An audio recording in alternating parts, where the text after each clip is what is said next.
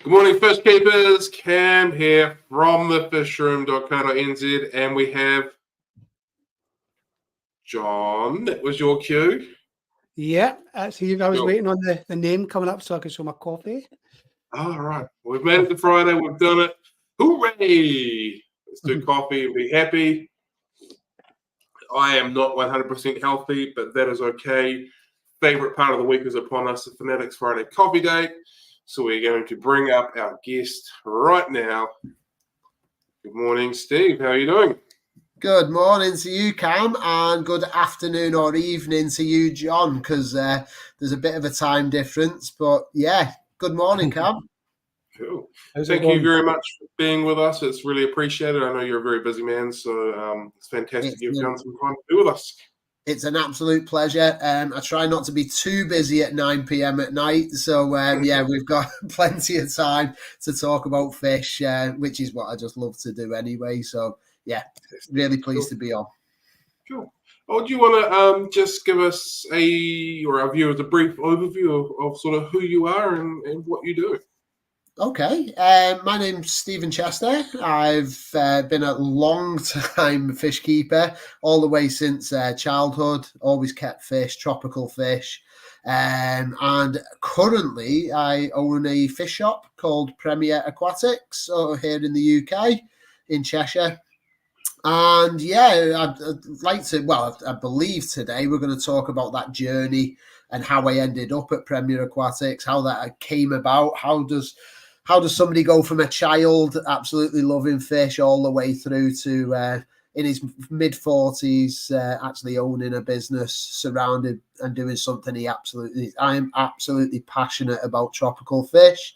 Always have been. It's huge. Well, it is my life. It's not just a part of my life. It actually is my life. So there's not a day go by. There's no day off from keeping fish when you're so passionate about it. And yeah, we can talk as much as you guys like. So hopefully there's some nice questions from people watching. Well, hello to everybody who is watching. I am absolutely delighted to be here. And if we can help you out, any questions, Cam will feed them through to me. So yeah, really looking forward to it. Yeah. Cool. Excuse me, like I said, I'm not 100% healthy at the moment, so we'll fight through this. Can you please describe your earliest memories of interacting with aquatic life? Yes, I can. A family fish tank with thick green algae and a single lone goldfish in there. And I think there was only me that ever paid any attention to it. And every weekend when I visited this house, this family member, and I used to scrape the algae off the inside of the glass, and I'd have been maybe, I don't know, 5, 6 maybe. And I don't know what it is about fish in general, because I later went on to be an angler and fishing in streams and rivers and lakes. But yeah, there's just some connection to fish, and they've always fascinated me. So the very, very earliest memories were about the age of, like I said, 4, 5 or 6, looking at goldfish. Second earliest memory, my father was he was a HR manager for a large company, and every year they'd do what was known as a family day. And in those days, now I don't know in New Zealand what your rules and regulations are, but in the old days, at a fun fair, for example, you used to be able to win a goldfish as a prize. In some parts of the world, that might seem very obscure, very crazy. In the UK now, I think it is crazy.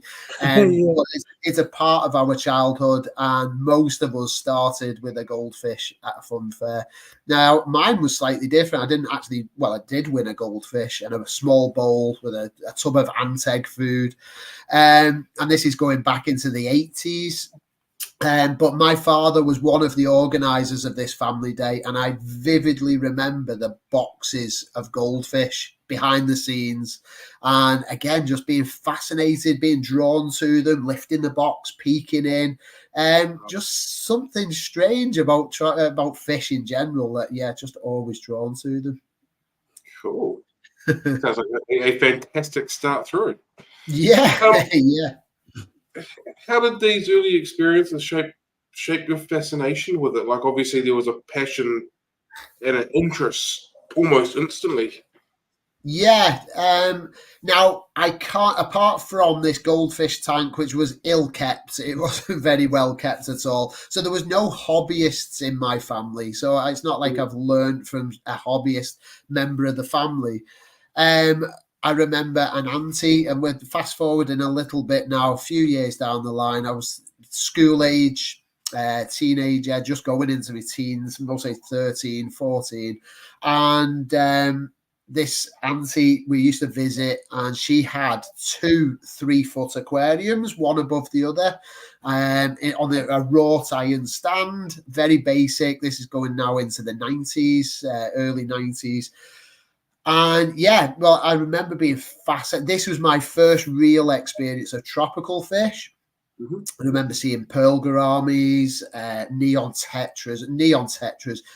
Just after looking at, say, goldfish and fishing in the UK for our native fish, which would be perch and roach and the few small fish that we could eke out with a cheap fishing rod and go and play with friends. The tropical fish, oh my God, that was the start of this obsession. 100%. The tropical fish just blew me away. I can still remember being transfixed with neon tetras and the electric colours in them. Yeah. Well-grown pearl gouramis, if I think back. They're most probably larger now in my mind's eye than they actually were in real life. But so these two tanks became an obsession. Everybody else would go to see the family members and sit around, I don't know, playing board games or whatever we used to do. And I'd be perched. You could guarantee that I'd be sat in front of the fish tanks. And they became my first fish tanks. So when eventually my auntie, she got bored of the hobby, if you like, and gave them up relatively quickly, like we all know people sometimes do. Some people come into the hobby, it's not for them, it's not an obsession, they try it out and then pass it on again. And those were the tanks that I ended up taking home with me. I had to buy them. They were up for sale. And I still joke now. I remember as I was a teenager then, but I'd gone through the 80s and the Star Wars obsession. All kids my age were mad on Star Wars.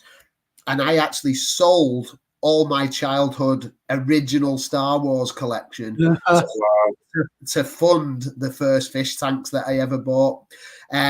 Because we didn't come from money, my parents certainly couldn't afford to buy this, so I was obsessed with these tanks, and I needed these tanks, and this is how I funded the tanks. So I often joke now, what would be worth more money, Premier Aquatics and where I've ended up, or the original Star Wars collection, because they are worth a small fortune now, the originals. They are, yeah. Certainly are.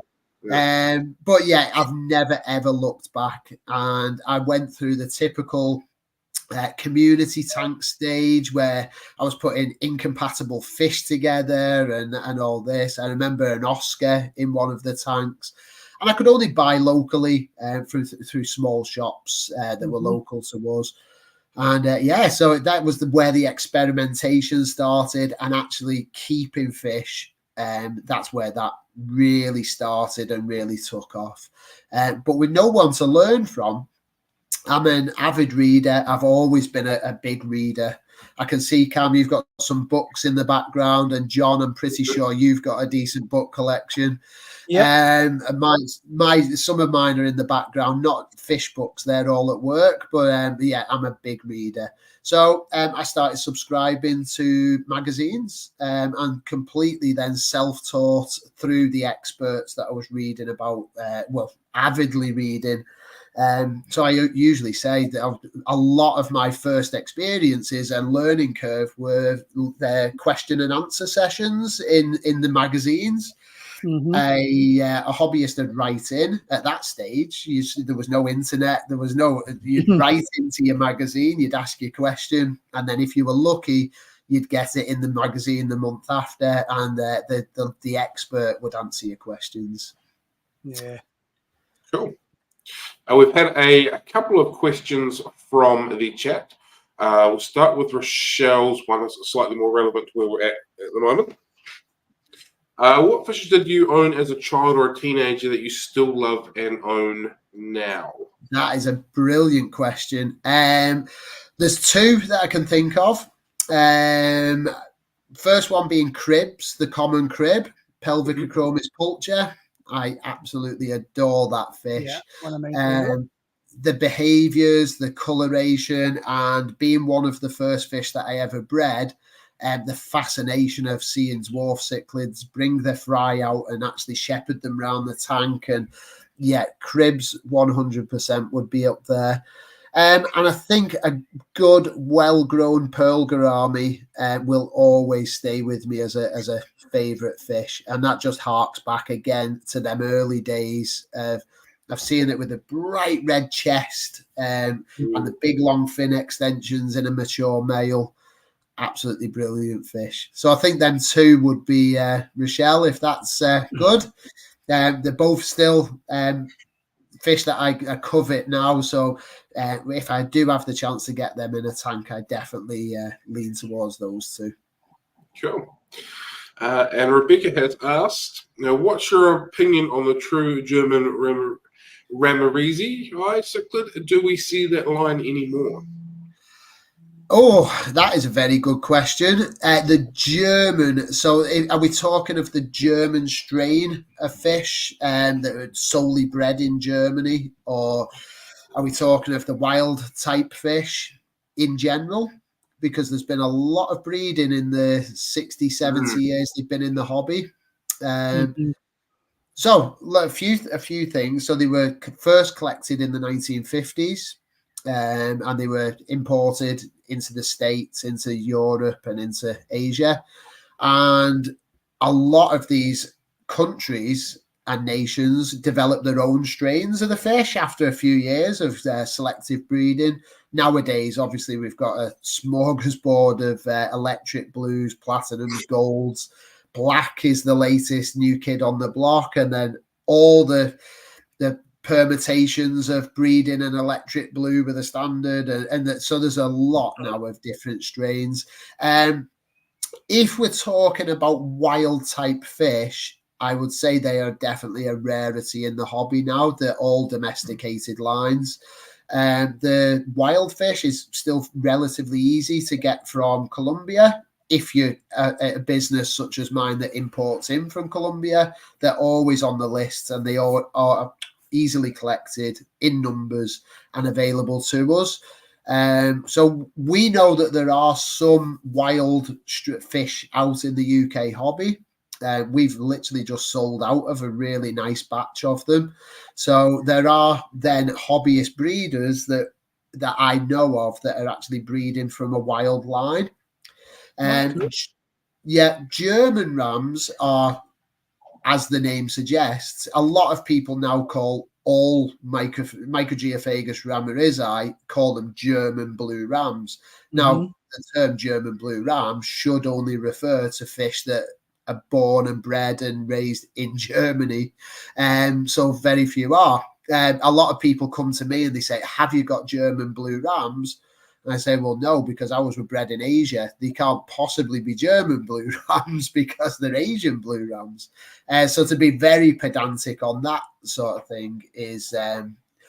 but the lines, some of them are inbred. There's a lot of weaknesses nowadays. But that's the same with any commercially bred fish that's mass-produced, as rams are. But there are also a lot of very, very good, solid brood stock out there. So, yeah, hope that answers the question. If it doesn't, and there's a bit more of a specific question in that, please feel free to just give me a shout and ask another question.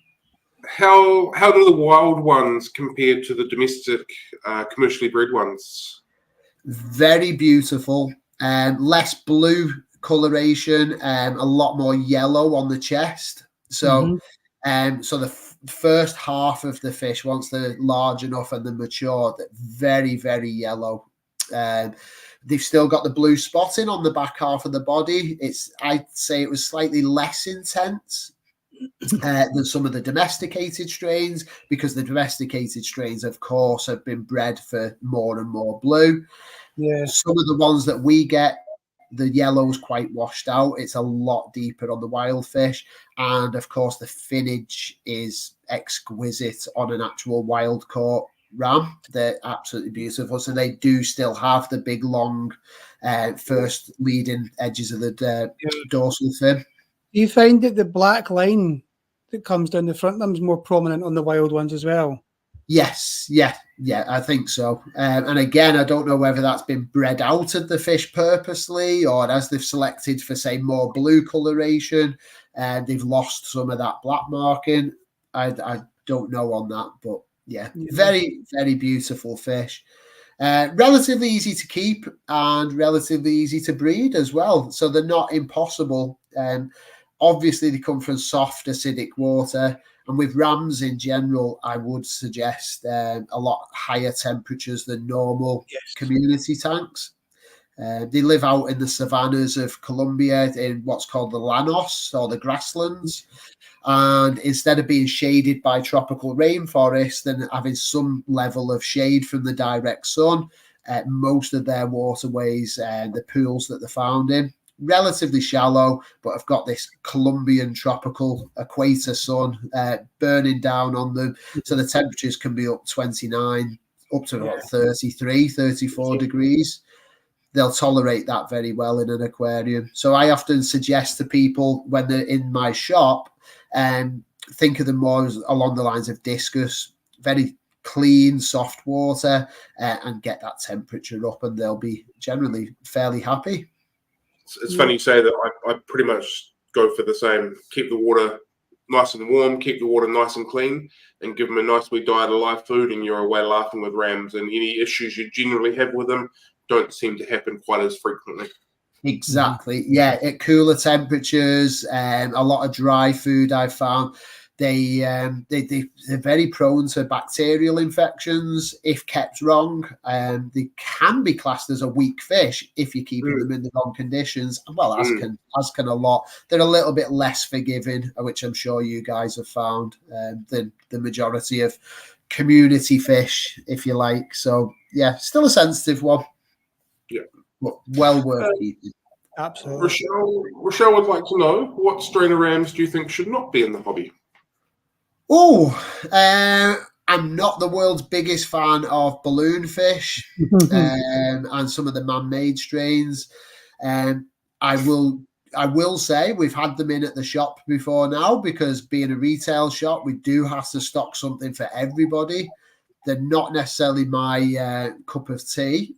Long fins, I've got less of an issue with long fin varieties of fish, but I'm still a purist at heart. And in my fish room at home, I no longer have a fish room, and we must go into that in a bit more detail.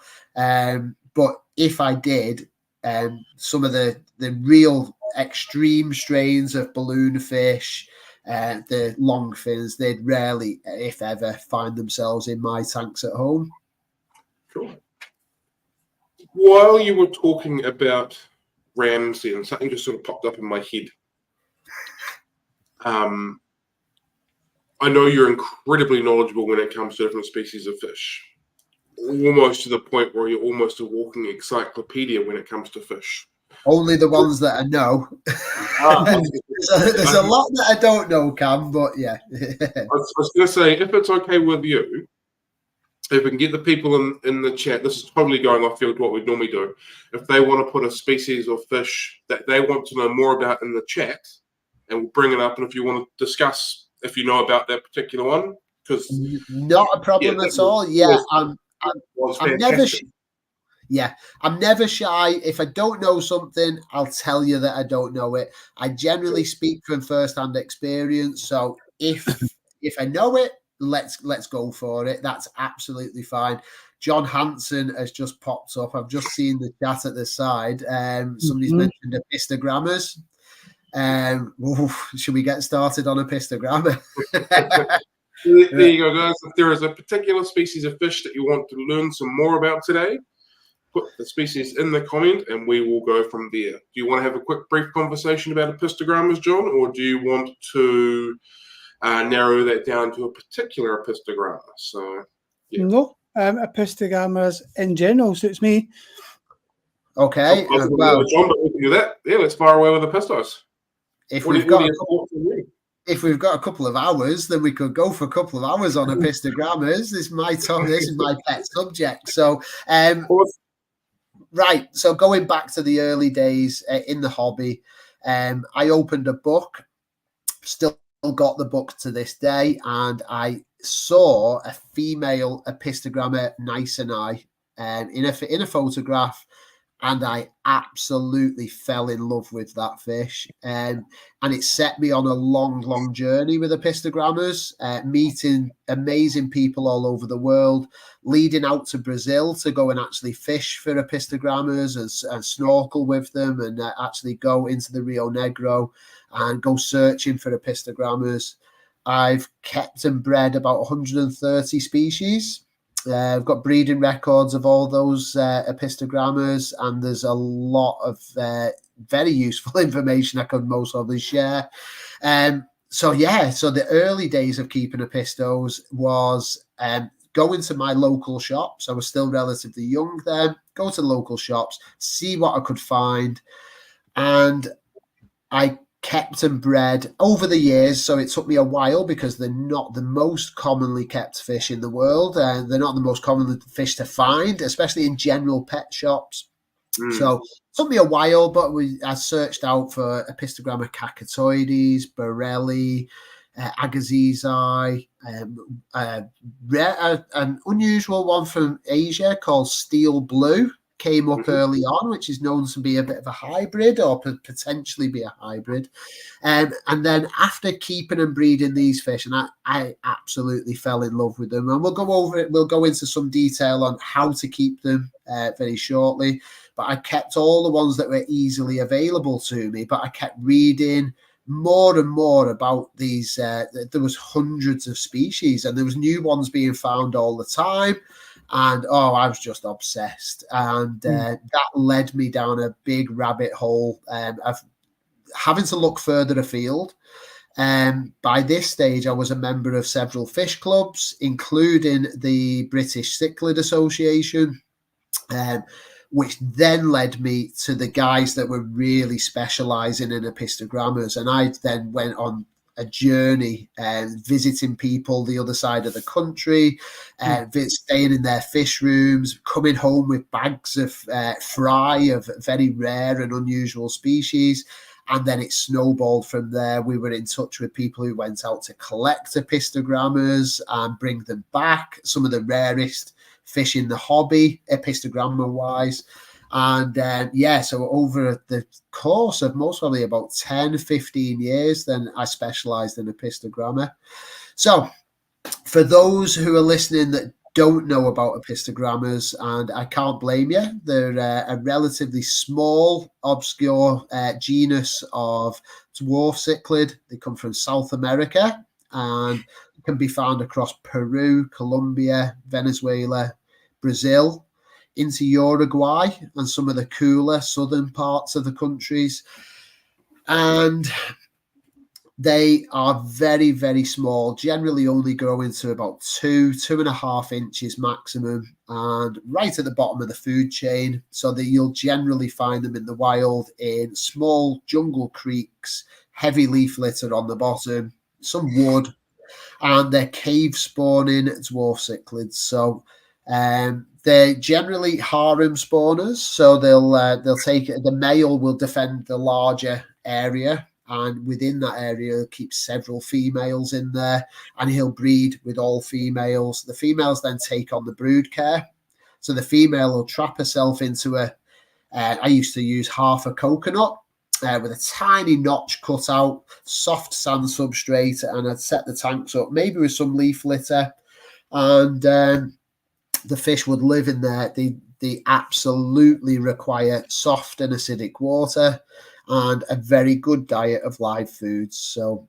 they don't do very well in hard water, and they certainly don't do very well in dry foods as well. Sexing them, in general terms, there's so many of them, but the general easiest way to sex them is the males are usually far more beautiful, more exquisite finnage with long fin extensions, more colour in the body, usually lots of iridescent blues and yellows. The females, quite plain, very often with a rounded caudal fin, which is the tail fin, for anybody listening who doesn't know what the caudal fin is.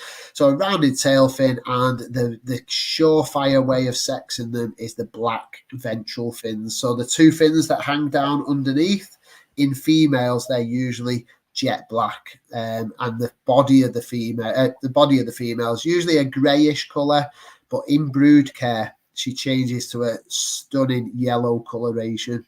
Absolutely exquisite when they go into brood care, and fascinating spawners. So like the male will chase the female around the tank. They'll display, they'll go side on, and they shake. They've got their own courtship rituals.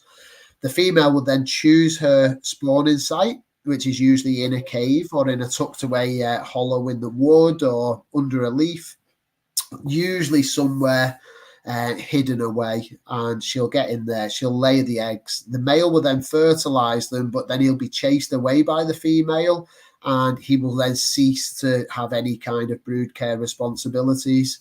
The female will take over the brood care. She'll stay in with the cave, with the eggs. She'll stay in, hovering, fanning the eggs. And the most magical time for my fish room was always in the morning. Generally, the female will bring out the batch of free swimming fry. As soon as they're ready to find a little bit of baby brine shrimp or some microworms that we'd give them first food, they were out and on the sand substrate, usually at the front of the tank, and that was always a very, very special time for me to get to observe that behaviour. Absolutely fascinating. Cool. You said they're harem breeders in the wild. Is that applied to in the aquarium as well, or 1-to-1 pairs, or 1-to-2 a better ratio? How does that work in the aquarium if you're looking to spawn them? That is a brilliant question. It depends on the tank size, really. So I used to use 2 foot. It'd be 2 foot by 13 inches deep, front to back, and then only 10 inches high, because they need a lot of surface area on the substrate, but not necessarily a lot of height. In a tank that size, and maybe slightly smaller, I would generally just use a single pair. The best tanks I've ever had were 1 meter long by at least 18 inches front to back, and in there, I'd keep a group of them, maybe 2 or 3 males, so you can see that interaction between the dominant males and how they form their own territories within that larger tank, and then several females for each male, and lots of caves and hiding places. For me, that was by far the best way to keep them. Most of mine were kept in pairs, so I didn't see the full range of activity and general behaviour in a lot of the species. But the few tanks that I have kept, the few species I've kept in groups in larger tanks, if I was going to do it again, I think definitely that would be the way forward. They don't have to be very tall. Like I said, they don't use a lot of height. They will come up in the water, but generally they want to be along the substrate and close to the bottom. Cool. And a question from Rochelle again. Which epistogram are ideal for beginner epistogramma keepers who are relatively experienced in fish keeping, but not in epistogrammas? Rochelle, you would do great, absolutely great with Epistogramma borelli. Very forgiving, one of the more peaceful epistos, so you're not going to run into too many issues with hyper-aggression with either the male or the female. They're relatively chilled out. So Epistogramma borelli, they come from Uruguay, so they can be kept at much cooler temperatures as well. So anywhere really around the 22 to 25 degree mark would suit them well. Epistogramma cacatoides, which is now commercially bred into several varieties and easy to find generally. So yeah, Epistogramma cacatoides would be a second perfect introduction to epistogrammas. But sadly, you need to find a shop that can actually stock them or will get them in for you. So actually finding the fish in the first place is quite often half the battle, but also half the fun, because you get to visit a lot of fish shops, which is great for all of us. We all do that. We all love going around fish shops, and like I said, for me, the fun at the end of the actual breeding was actually them finding the next projects and the next special fish. Yeah.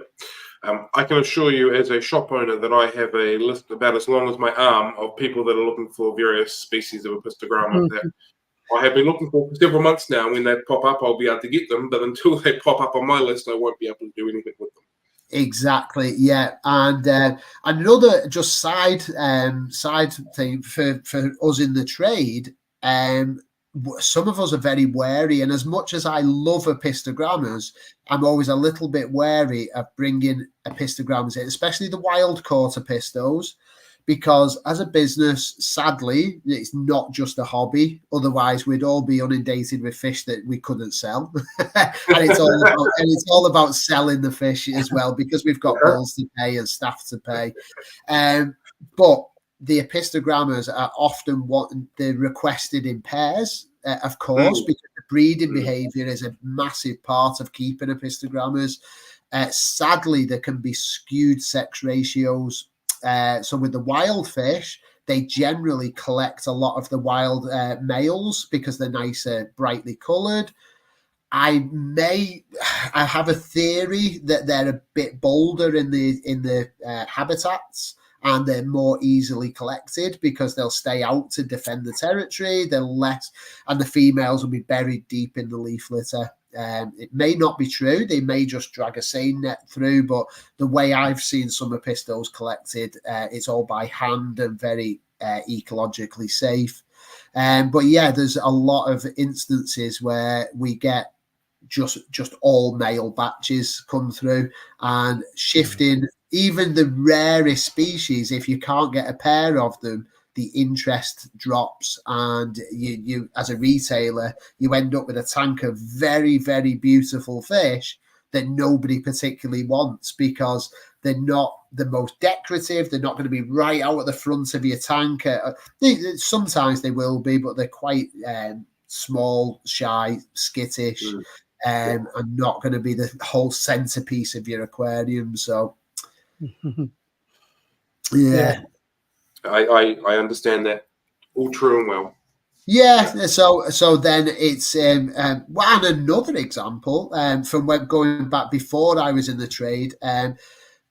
Again, we would travel for the fish. There was myself and several others, and I spoke to several shop owners, and they said, that's fine, we can get virtually anything that you want. The problem is we've got to bring in 50 or 60 of them. And they said, we know you'll buy a pair. We know Mark will buy a pair. We know Andrew will buy a pair. And I said, 4 or 5 hobbyists that are really into those fish will all go and buy a pair at a fair price. And then they will sit there because nobody else knows what they are. They're relatively expensive. And before now, myself and several other enthusiasts, we've got the first pickings of a really really rare import. We've all gone and got them. We've got our pairs. We've brought them home to the fish room. We've bred them. We've raised them. And then I was distributing them to other hobbyists all the time. The shop, the original shop we bought from, has still got the original stock in the shop. And this could be 6 to 8 months down the line. So as a business proposition, it's fish like that sadly don't make a lot of sense to bring in, certainly on a regular basis. So it is a very, very niche kind of hobby, and I think that's what really attracts me to it. It's not something that's easily and commonly available, and actually seeking out the rarer, more unusual fish has led me to some amazing places. I said we've got a friend, Tom Christofferson in Norway. Now, Tom is fairly affluent. He's got a good job, and he would actually pay to go out to Peru once a year on his holiday. This was his trip. He'd go to South America, and he would go with a specific species that he wanted to collect. It was a fish collecting trip. And Right. Tom would then go out specifically to collect certain fish that he knew were not in the hobby. He'd find the type locality out of the scientific descriptions. He would know where to find that fish, and he'd go on an adventure up the river, go and find them, collect them, bring them back to Norway, breed them, and then we would get some of his offspring, and he would distribute them to myself and a few others. So this is the way that a lot of these species are actually collected and distributed in very small numbers to a very select few hobbyists that are so enthusiastic that or crazy. Enthusiastic or crazy, there's a very fine line between that, I think, with a lot of us. It really is. It's Crosses on a regular basis. Yeah. Cool. All right. That was fantastic. Thank you very much. Again, if there's anybody else that has any other species of fish that we want to talk about, feel free to drop them into the comments and we'll get onto them as well. We'll try and get back onto our questions. I'm not quite sure how we're going to get there from that, but we'll make that work anyway. Well, we could talking about visiting rivers and catching fish as part of the hobby or obsession. You mentioned previously that you initially, before you really got into fish keeping, you were doing angling as well. Yes. So how did you find on one part of your heart is catching fish and the other part is keeping them? How did you find that? Was it conflicting in any way or two separate? No, not really. I've never felt conflicted. I never classed angling as doing any damage. We were always very respectful. It put me in front of water. I learned biotopes. I learned where the fish can be found, where they prefer to live. Learned an awful lot, on the riverbank. And to be fair, at the beginning, as you're 10 or 11 and you're sneaking off with your friends with a cheap telescopic fishing rod, it was no big. I had no idea that my future lay with tropical fish. It's only when you look back in hindsight, there's just that obsession with. Even now, if we go out on a family day out and there's a pool or a river or a lake, my family have got to drag me away from it because I'm constantly looking under the water to see if I can spot any kind of fish swimming past or what water plants are in there. So no, I think it complemented it very, very well. I was just obsessed. I don't mind my own company. I'd quite often go out. I did used to fish with friends, school friends. We'd go out after school in the summer holidays and things. But 9 times out of 10, I'd be off on my own. Just dipping a rod in. I wasn't very good at it to start with, but that first instance where the float goes under and you lift in and you catch a fish, it's just fascinating. I was always very respectful of the fish that I caught. They always went back. In the UK, we don't really eat coarse fish, the fish that I was fishing for. Obviously, if you go fishing for trout or salmon, that's a different proposition. But no, as a child, we'd literally just look at the fish, see what we caught. You were always looking to catch one bigger than your friends for bragging rights, of course. And all fish keepers have got a tale of the one that got away. But I never felt conflicted.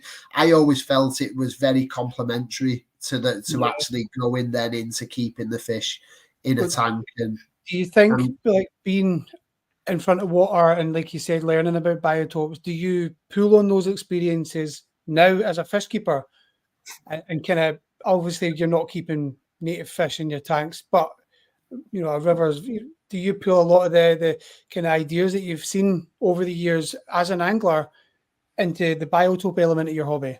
100%. Yeah, I think that's just innately being around them. You can't help but study nature, being out in nature, seeing nature. Yeah, you can't help but mimic some of these things that you see, because again, you get an understanding that most fish prefer cover. And that's in a natural body of water. They will find lilies, water plants, plant beds of plants. They'll hide under overhanging trees, and you get this sense of where the fish can be found, why they're skittish, natural predators, exposure. So you'd rarely find a lot of fish right out in the middle of the lake. You'd find them at the edge where the reeds were. So yeah, I think a lot of that gave me, even if after just before that question, I don't think I'd have ever put the two together. But the more that I think about it now, as we're talking about it, I think, yeah, it's just something that I've been around so long that it does have an impact, and it does help when you're setting up an aquarium to fully understand how the fish behave, and the fact that more cover doesn't necessarily mean that you won't see the fish. It means you'll usually see them even more because they feel so confident. And the fish tanks that only have one plant on the left-hand side and a SpongeBob SquarePants ornament on the other side, they're the tanks that are very sparsely decorated, and you generally won't see natural behavior out of your fish because the fish feel so exposed and threatened maybe, and less confident. But a very well decorated tank, or a tank with floating plants, for example, shade the overhead light a little bit and give them more of a natural feel to where they would prefer to be in the wild. So did you enjoy angling and fish keeping at the same time? Yes. There's a parallel hobby? Yeah. Well, fish keeping again, fishing, angling, that carried on into my 20s. By that stage, we'd started a family. So I've got 3 children. My oldest is a bloke. I was going to say my oldest is a bloke. So I've got my son, who is the oldest. I'll rephrase that. I've got my son, who's the oldest, and 2 daughters. There's a 10-year difference between the youngest and the middle. So while the 2 older children were young, I was still fishing. And that went on for a while, but then fishing takes you away a lot. So I was keeping fish at the same time, but fishing, you've got to spend hours away from home. You're on the bank of the river, and it just got too much. I was finding myself being torn between wanting to go fishing, but also having family responsibilities and wanting to look after and raise my children. So it got to a point where the fish tanks were rapidly overtaking the house. Like all hobbyists do, multiple tank syndrome is a real infliction. It definitely is. And I think we've all struggled with that, and I should imagine the bulk of our viewers and the listeners are definitely suffering with that. And I just put it out there: it doesn't get any better, folks. It really doesn't. It doesn't get any easier. So I got to a point where I was still fishing, but I was also dancing around our house. There was tanks in the bedroom, tanks in the living room, tank in the kitchen. There's 4 tanks set up in the young children's bedroom with an air pump because they were breeding tanks, and it was all just getting a little bit ridiculous even for me. And I took and I found it a tough decision, but I actually gave up angling at that point and concentrated. It got to the point where I wanted to go fishing, but it just got to the point where I was unable to, and the hobby was taking over. And I made a very conscious decision to move on the fishing stuff and set up my very first fish room, because at that point they were taking over the house. And my partner at the time, she was brilliant. It never gave me any grief, which I still can't understand to this day, because it was a bit crazy. But I decided to move everything into one space where maintenance would be a lot easier, and I could really crack on with starting this journey of breeding fish. I'd already started on a small scale, but I knew that that was my niche within the hobby. Absolutely loved breeding fish, and I'd done some small breeding experiments with several species of fish. We mentioned cribs, angelfish, corridorus catfish, pencilfish, Nanostomus beckfordi was one of the first pencilfish I bred, and again that led down a sticky niche into pencilfish and capellas and the pyralinas. I absolutely love them genuses of fish.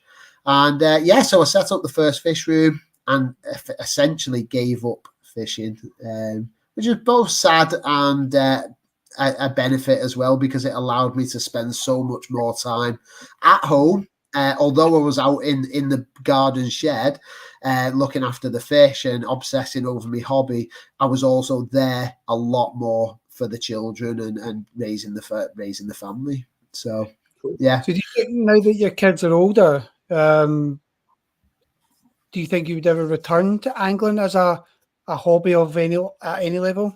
If I could find any spare time, so my time at the moment with running Premier Aquatics, it is literally a full-time job and more, owning your own business. And we're still early days. We're about 4 years in.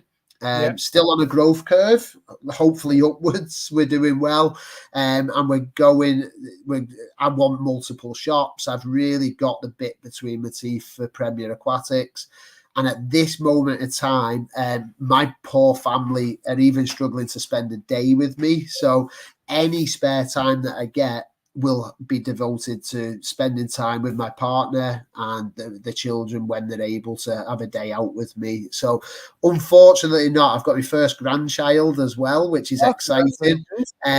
She's over in Ireland. So Ben, my son, lives over in Ireland.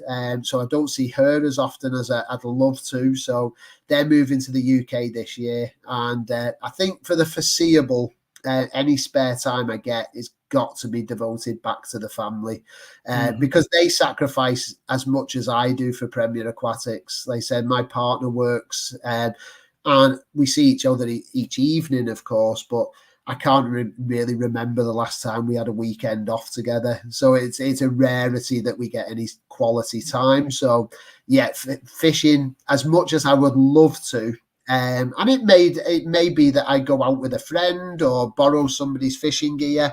I would absolutely love to go and do it again. But the practicalities of actually dedicating the time to do that, it would be too selfish of me to even consider that at this current time. But who knows? Yeah, it's not all going to be a slog forever.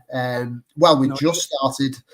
Josh, a new guy, is starting with us tomorrow, which I'm really excited about. That's good. And and that I'm not using that so I can get away from the business, but it will allow me to take some more time, because we will have some more cover over weekends, especially. So it will allow me to free up a little bit of time as well. So, which is needed.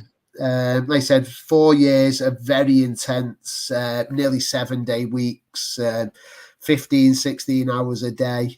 It's not taking its toll. A lot of people think I'd suffer from burnout, or that's not at all, because as you're hearing, my life just revolves around fish. If I wasn't doing it at Premier Aquatics, I'd be doing it in the fish room outside or in a back bedroom. I totally understand that. I mean, my kind of role in the fish hobby, I suppose, is talking about fish and writing about fish. So whenever I get time to relax, I would go on my laptop and write a blog. But now Yes. that's a job. So it's like, how there's no point in me seeing that I'm trying to relax because they're both exactly the same now. Yeah. And you find your work relaxing and find the relaxing. It's strange. And I think I would assume that the three of us are all, like I say every day, we're living the dream. We're doing something professionally that we would do for free. Well, Yeah. as a small business owner, you pretty much are doing it for free. I think definitely I would be doing this without being paid for it regardless. So, it doesn't feel like a job half the time. So, absolutely love it. Yeah. Totally understand that. We've had a few questions from the viewers. I've started a couple. We'll start with this one. Electric blue Akara. I'm assuming this is what are your thoughts on that, and do you have some information on them? Okay, well, the blue Akara, the standard, it's Pulcher, isn't it? What's the genus name? I can't remember. Pelvic Acromis Pulchred comes to mind, but that's just because cribs are imprinted into my head. I can't remember the first name of those, but the Pulcher. So South American cichlid, medium size. They're not going to get giant. Andino Akara, that's the one. Andino Akara Pulcher is the blue Akara. It's a South American fish. Medium sized. I believe they get to around about 7 or 8 inches, around about that. Can be classed as relatively placid as far as larger cichlids go, but being cichlids, of course, they're going to be aggressive and territorial if they decide to breed. So, beautiful fish. The electric one is a colour morph, and I don't know whether they've actually bred for that colour or has that colour been developed by, I don't know, some kind of manipulation, genetic manipulation. I don't know, because I thought the same with the electric blue rams. Electric blue rams and electric blue Akaras, they seem to me to just hit the market. Normally with something like that, there'd be several years of intermediate fish. So if a breeder, for example, was working on that strain, it's going to take them a long time to get a slightly more blue one and breed that, and then select the bluest of the offspring and then breed it again. It can be sped up with commercially, the size of commercial breeding, because you've got a lot more stock, a lot more room. But you would expect to see increasingly blue fish and then end up at the electric blue strain. But they seem to hit the market to me just like that. Overnight, the new strain of fish coming out was an electric blue Akara. They breed true. They're incredibly beautiful. So for anybody who's not seen one, the blue Akara, the standard wild fish from South America, it's got beautiful blue spangling all over the body, iridescent blue on the gill plates. It's a stunning fish. Red, if I remember, like a red leading edge on the dorsal fin. Incredibly beautiful. But they've been bred into this electric blue colour form. And again, in my opinion, equally as beautiful, but in a different way. Easy to keep. They seem to be very solid. They breed true. We have several fish keepers that breed them locally to us and quite often give us UK bred fish. The rest of ours, I believe, come from Czech Republic, but Czech Republic now as a nation, although they were a nation of fish breeders, a lot of their stuff is imported in from Asia nowadays because of the finances and the logistics of breeding fish in Europe and the expense of breeding fish in Europe. Nobody can do it as cheap as you can import them in from Asia. So even the countries where traditionally they were fish breeding nations, Germany, Czech Republic, a lot of the fish that come out of them nations now have actually been imported in and then exported back out. So, yeah. So I'd assume that most of the fish coming through that are electric blue are mostly coming from Indonesia. I would have thought Thailand, perhaps Singapore, and places like that. So, yeah. Cool. And Rebecca's made a little point during that, is that the generation time on most cichlids is quite long, like a year or two. So it shouldn't hit the market rapidly if selective bred. That sounds about right. Yeah, that's right. Most cichlids will take between 9 and 12 months, I would have thought, to sexually mature before you can breed them. So obviously, if you're going to select out brood stock from your next generation, to get a strain, and to get a strain that breeds true, which is very important, that can take 5-6 years. So I wouldn't say it was a quick process in the slightest. So take angelfish, for example, which I've got a lot of experience of breeding angelfish. So if I wanted to create a strain and I managed to find a beautiful gold marble with maybe a black spot on its head, I would then have to breed that fish to an unrelated fish, ideally. Ideally, it'd be a wild caught fish. Now, the offspring aren't all going to look exactly like the parents. One of them genes is going to be recessive, one may be dominant. You might not get golds, you might get all silvers. And then there's a process where you then have to breed the offspring to bring back the genes from the parents, and you may get a gold with a slight black spot. But if you wanted to perfect that and breed that true, you would then have to breed that back to the original parents, which would strengthen that gene. And then from there, it might take another 3 or 4 generations to even get a proportion of the offspring looking like the parents and what you were trying to aim for. So it's not a straightforward, quick, one generational leap. This is a process to create a strain would take a very, very long time, and in some cases it can take some. There's fish that you can do it a lot quicker with. Guppies, for example, they're sexually mature in 3 months. There's less waiting. The genetics are well known, so you could do a lot of reading and research, and you could have a good idea of what you're going to get. But if you were trying to breed something like that, I don't know if we're going off on a tangent here or whether this was the actual question. Yeah, I think to create a strain, I think with cichlids especially, being on an average of about 12 months to be sexually mature, it's going to take you a long time to get that strain even started, and then a lot of time, a lot of dedication. And in my experience, this is why you don't see a lot of this kind of breeding in the UK. You get a lot of cichlid breeding, but actually creating strains, it's usually done by large commercial operations where that will be financially viable down the line, and they'll dedicate a bank of, 15, 20 tanks to the brood stock, and they've got growing out space for all these fish. And a commercial outlet, because you're going to have to raise tens of thousands of fish before you even just to select your brood stock. So yeah, it's a large process and very time consuming.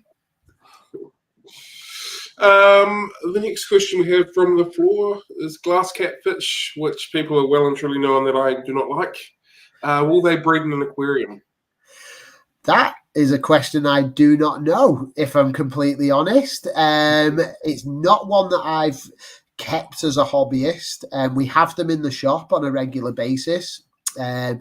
I've got all the breeding books. I've done a lot of reading on breeding. I've personally never known them to breed in the aquarium, but that is not to say that they won't do. And that's not to say somebody hasn't done it. I just haven't seen that information. And I've got no first-hand experience of actually keeping or trying to breed them in an aquarium. I can't remember what I was looking at yesterday. So I went down a rabbit hole on some species of fish. I can't remember what it was now. And I ended up getting onto a forum, and someone was asking, white spotted talking catfish. And someone was asking if they're spawnable in the aquarium. And one of the replies from somebody was, yes, well, I hope they can. You don't know if they can't unless you try, sort of thing. And some people just don't keep the fish that haven't spawned in the aquarium in an environment that they want to spawn. So basically saying that everything possibly can if you're doing everything that the fish want. And that's probably another case with the glass catfish. You give them everything that they require, then you should be away with it. But who's tried that to get there? You've hit the nail on the head, and I think with a lot of these fish that are not very well reported as being bred, or maybe not bred at all in captivity, there's usually just something missing from that sequence that they require. So, for example, I used to do a really popular talk at fish clubs on breeding fish, and one of the analogies that I used to use is going back to our native fish. And I'll choose just one at random, the perch, which is a beautiful freshwater fish. Cam, I'm not sure on your freshwater fish in New Zealand, but I don't know if you're aware of the perch. It's just a very beautiful fish. But if we just use that as a generic UK fish, our fish are used to 4 seasons.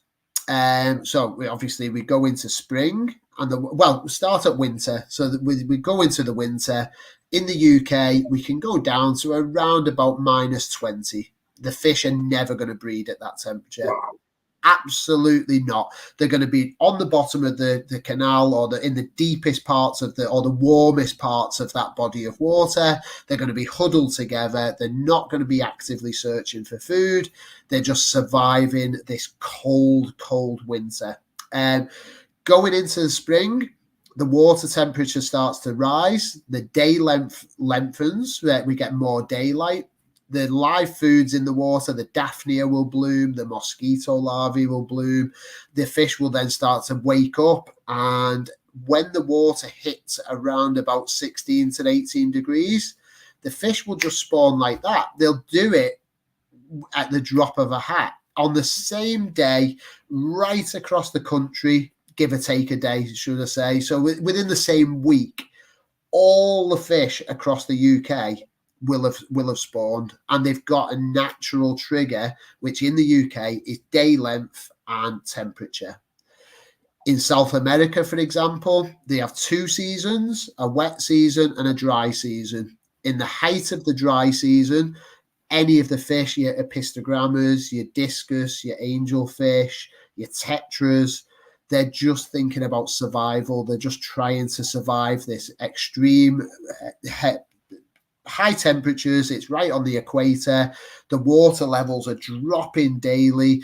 And if you've ever seen any documentaries on the Amazon, you'll see piranhas flopping around in a muddy pool. The caimans come in, the birds come in, they pick off all these fish that are just trying to survive. The fish that do survive these extreme conditions, they make it to January, the rainy season kicks in, the monsoon rains come and they floods the Amazon basin, and it's the fresh water, it's the influx of fresh water which acts as the spawning trigger. So a lot of South American fish are triggered to lay their eggs and to breed on the onset of the rainy season. There's an abundance of food and there's abundance of fresh water. So personally, with the glass catfish, I would first of all start to investigate where they come from and to read scientific papers. The scientific description is always a very good starting point. So you can usually find that information online. Put in the scientific name of the fish and type PDF next to it, and you'll usually get a lot of technical papers that come up on your chosen fish species. And in there, it will give you a type locality. Now, the type locality is where the original fish that were described scientifically were first discovered. And you can use that information to then, nowadays, in the internet, in the event of the internet, we can go on Google Maps. We can zoom in on villages next to where they were caught. We can find postcodes. We can look at weather reports. We can look at the past 10 years weather reports. We can look at temperatures, average temperatures, highest temperatures. You can guess within you can see where the extremes are. You could start to then picture where these fish are living in the wild. Are they living in 6 months of really harsh conditions that wouldn't promote the growth of new fry, or a lack of food maybe because of drought or famine? And then, do they have a rainy season, or do they have a significant change in seasons? And from there, with any new fish that I was looking to breed that had never been bred before, that would be my starting point. And from there, you don't know how they breed. So setting up the breeding tanks would be then come into play. You might have an idea of temperatures, or whether they need heavy rainfall or to mimic rainfall. But also, how do they lay their eggs? Do they deposit their eggs? Do they scatter their eggs? Do they need a cave, or do they spawn in a crevice? Now, without that information, so a lot of fish that have never been bred before, that information is lacking. So you could either set up multiple groups or pairs of fish in different style setups, one with natural plants, one with spawning mops, maybe something with a grate on the bottom where eggs could trickle through and be protected from predation. There's lots of different permutations of breeding tank that I would consider setting up. You could even set up a group of fish in one tank with several different spawning mediums in there. And then it would be a case of feeding them heavily to promote egg production in the females. Because I've usually found that you need a lot of live foods to really promote egg production in the females. It's what I used to call power feeding. So you're not giving them a maintenance diet. You're actually feeding them a highly nutritious diet of predominantly live foods. And these fish quickly come into condition. Most fish the females, their ovaries will develop, and they'll put that extra protein and that extra energy into egg production. And then it's a case of finding that trigger. So glass catfish, they might be the one that somebody really wants to knuckle down with and put some work into. It'd be great fun trying. If anybody was to do it, get it recorded, guys. Just write it down. I used to take notes, copious notes. I've still got them. I used to write up a breeding report. I've often said I'd love to write a book. I just don't know whether there'd be the interest to do that. It would be. Absolutely. A breeding handbook, sure. Yeah. So, eventually them notes maybe when Premier's doing really well and I can take a little bit of a step back, maybe that's another project that I'll look at. But most of it's done. It's literally just putting it into book form. But the breeding reports are there. I've got over 600 of them. We can also fill about 4 or 5 books with that information. But it's nice to look back as well, because it's very easy to forget certain things. So, for example, what temperature was it when they spawned, or did I do a particularly large water change the day before? But without jotting these things down as a fish breeder, unfortunately, my memory isn't all that good. So actually remembering stuff. So lots have come up for me in that. The first thing is, you're just mentioning, will a book be useful or what have you?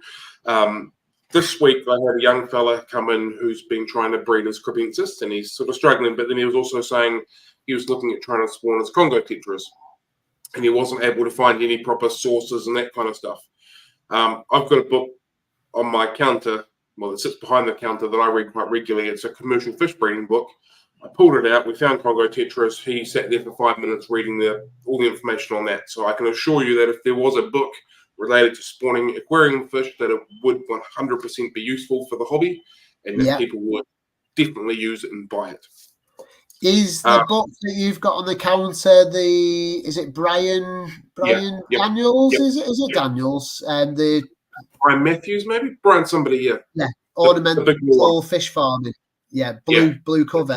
One of my best ever investments, that book. I absolutely love it. Yeah, it is absolutely amazing.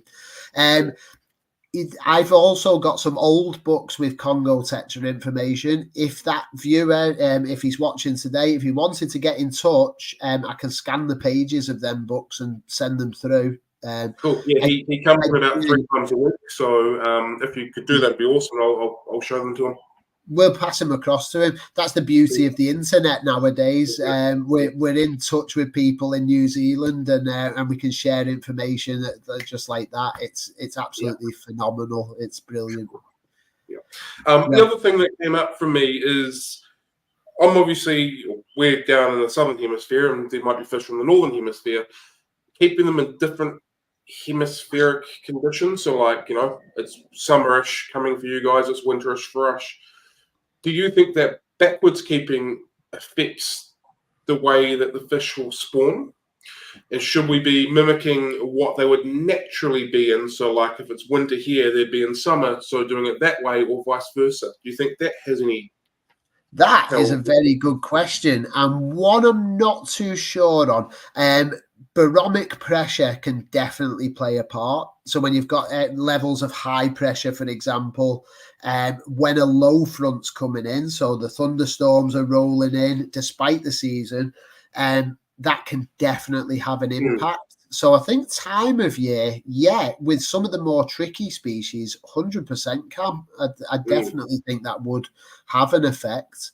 So if you're trying to breed your fish in the middle of summer, for example, and you're not having a lot of success, you may find that replicating their triggers in going into winter, when we get a lot more stormy weather in the UK, heavy rainfall, thunderstorms.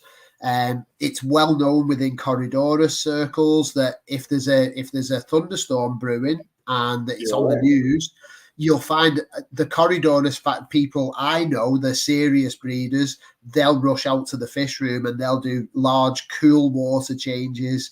And it's not a coincidence that there's been some very rare spawnings of fish in the UK. And a lot of them have been triggered by thunderstorms and working with that seasonal advantage, really. Yeah, 100%. Well, I know if it's about to rain or whatever, same thing. Bucket load a whole lot of live food into the Cory tanks, give them a big water change, and then see what happens the next day, sort of scenario. So, yeah. And I think these fish, you can't get away from it. They are they're in tune with what goes on in the natural environments. Even though they're captive bred, I don't think the natural tendencies and the natural behavior has ever been bred out of the fish.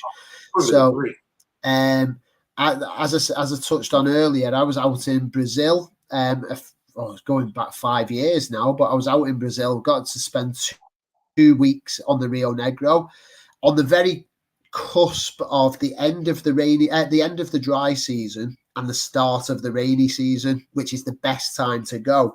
The forest was just starting to flood, but we had 80% gorgeous weather. We're on the equator. It's shorts and t-shirt weather all the time. But the 20%, when that rain comes down, it goes black. So the sky goes black, the thunderstorms are brewing, and the rain buckets it down. Now, if you put your head underwater, and which I did several times, we were in the water as some of these storms hit, just the water hitting, the rain hitting the water surface, I am sure that would act as a trigger to these fish. They're just so intuitively, it's their environment. They're so tuned in to the environmental changes. So they've gone through 6 months of barely any rain whatsoever. So hardly any water hitting the water surface. And in a lot of cases, very low water, very low flow, because these rivers just stop flowing as powerfully as they do because there's less water in there, there's less rain and water shed. And I think all these tiny changes all quite large changes in the environment, I think the fish are so intuitively tuned into that, knowing that it's almost like now is the time to breed. This is the time. It's the time of plenty.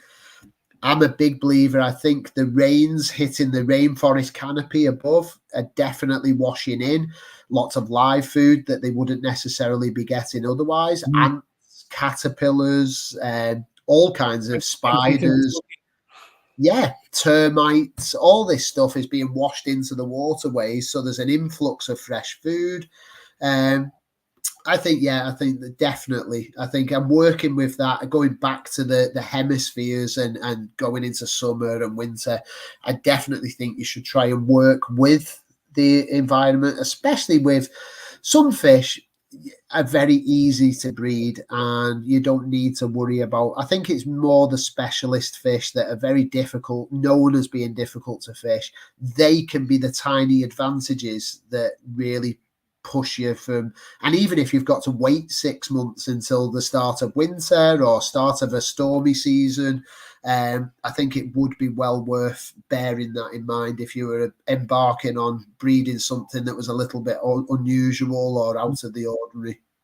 I once visited a fish keeper in Scotland, Colin, who'd bred snakeheads, and he actually used barometers on his wall to watch the air pressure changing, and he could predict when its corridoras would spawn just by the pressure either rising or falling.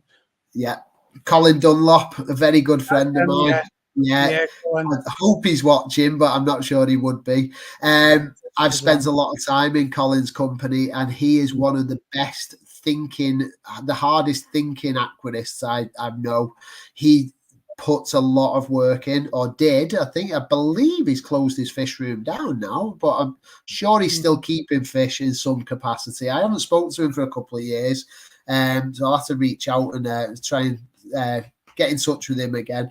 But he has given several talks at my fish club, Preston and District, and he is a very, very good fish keeper. And just like you said, he works with barometric pressure and understands that.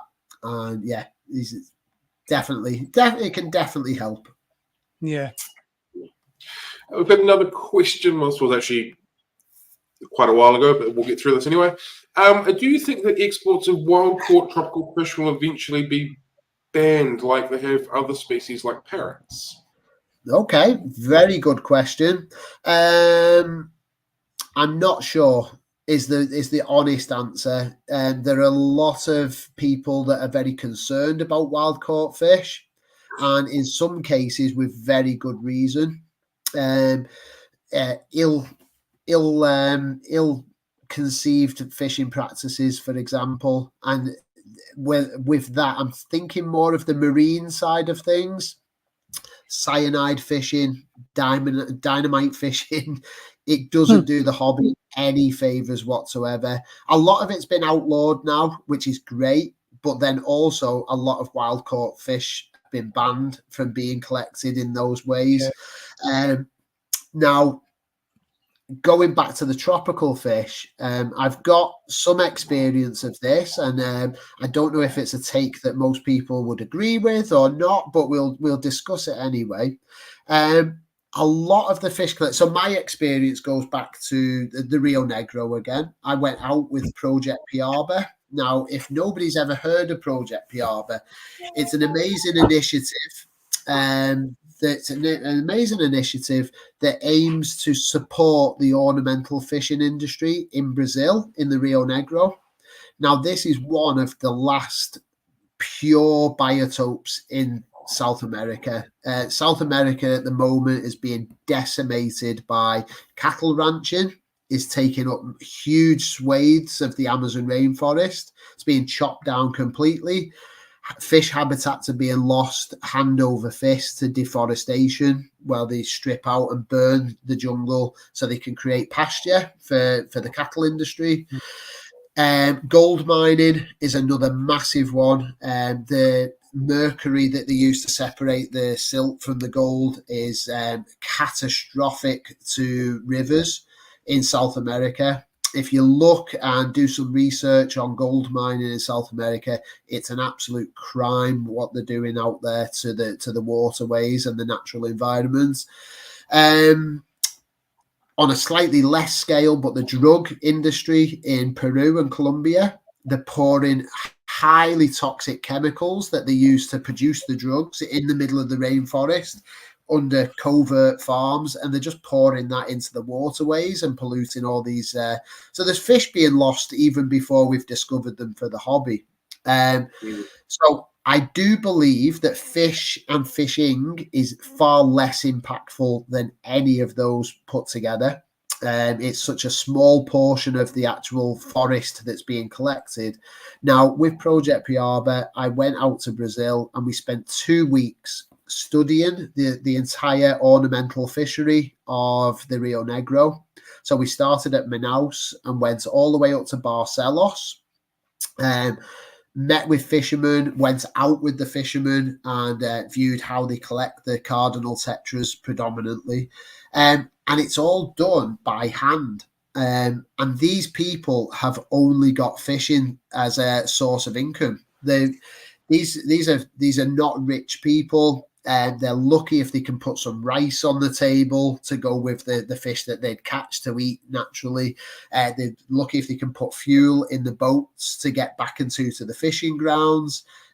These are people that are subsistence. They're just living sustainably in the jungle, but they're catching these cardinal tetras by hand. And when you've been out there and you look at how vast the Amazon rainforest is, they cannot possibly collect and even make a dent in the natural population of, say, cardinal tetras, for example.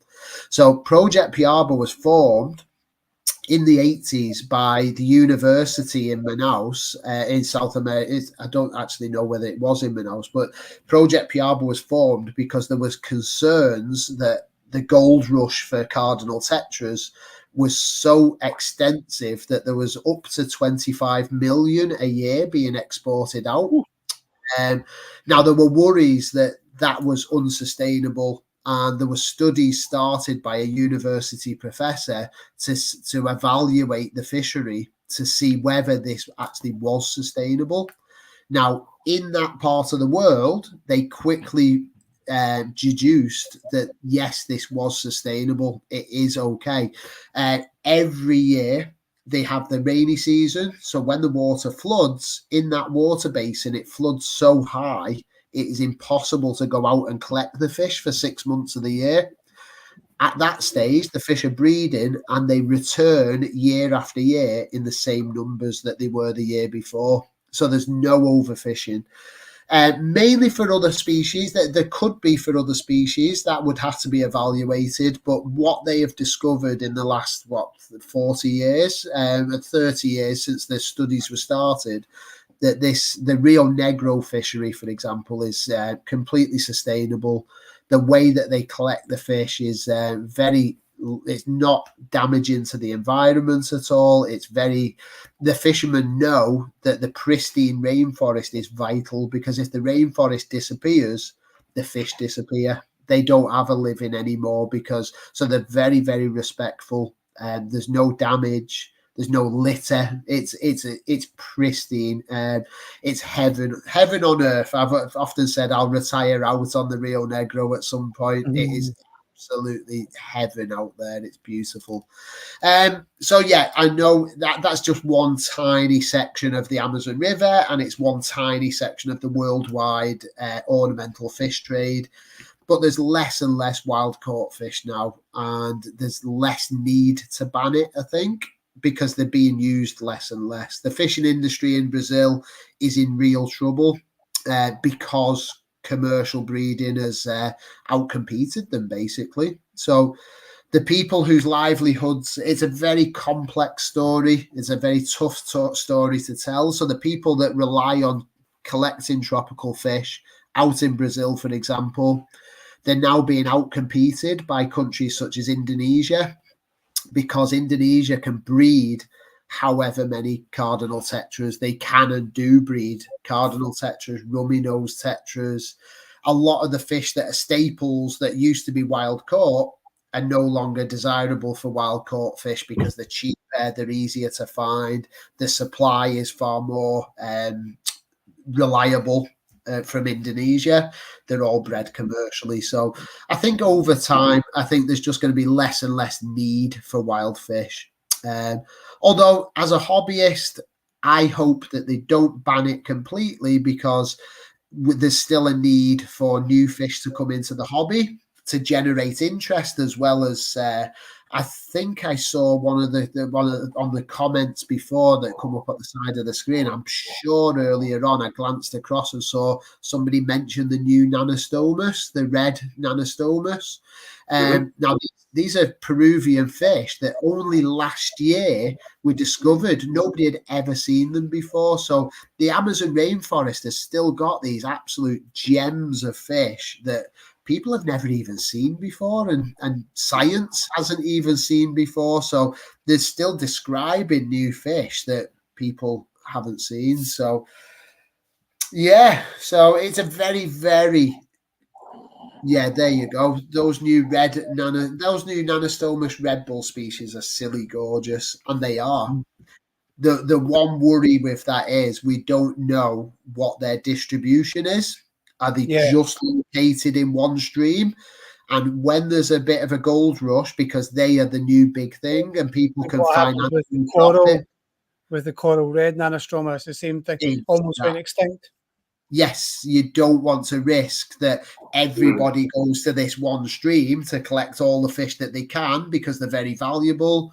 Here in the UK, we'll pay top dollar. In Japan, they'll pay even more. Germany, they'll be desirable. So the one stream could potentially be serving a worldwide market, which is quite frightening.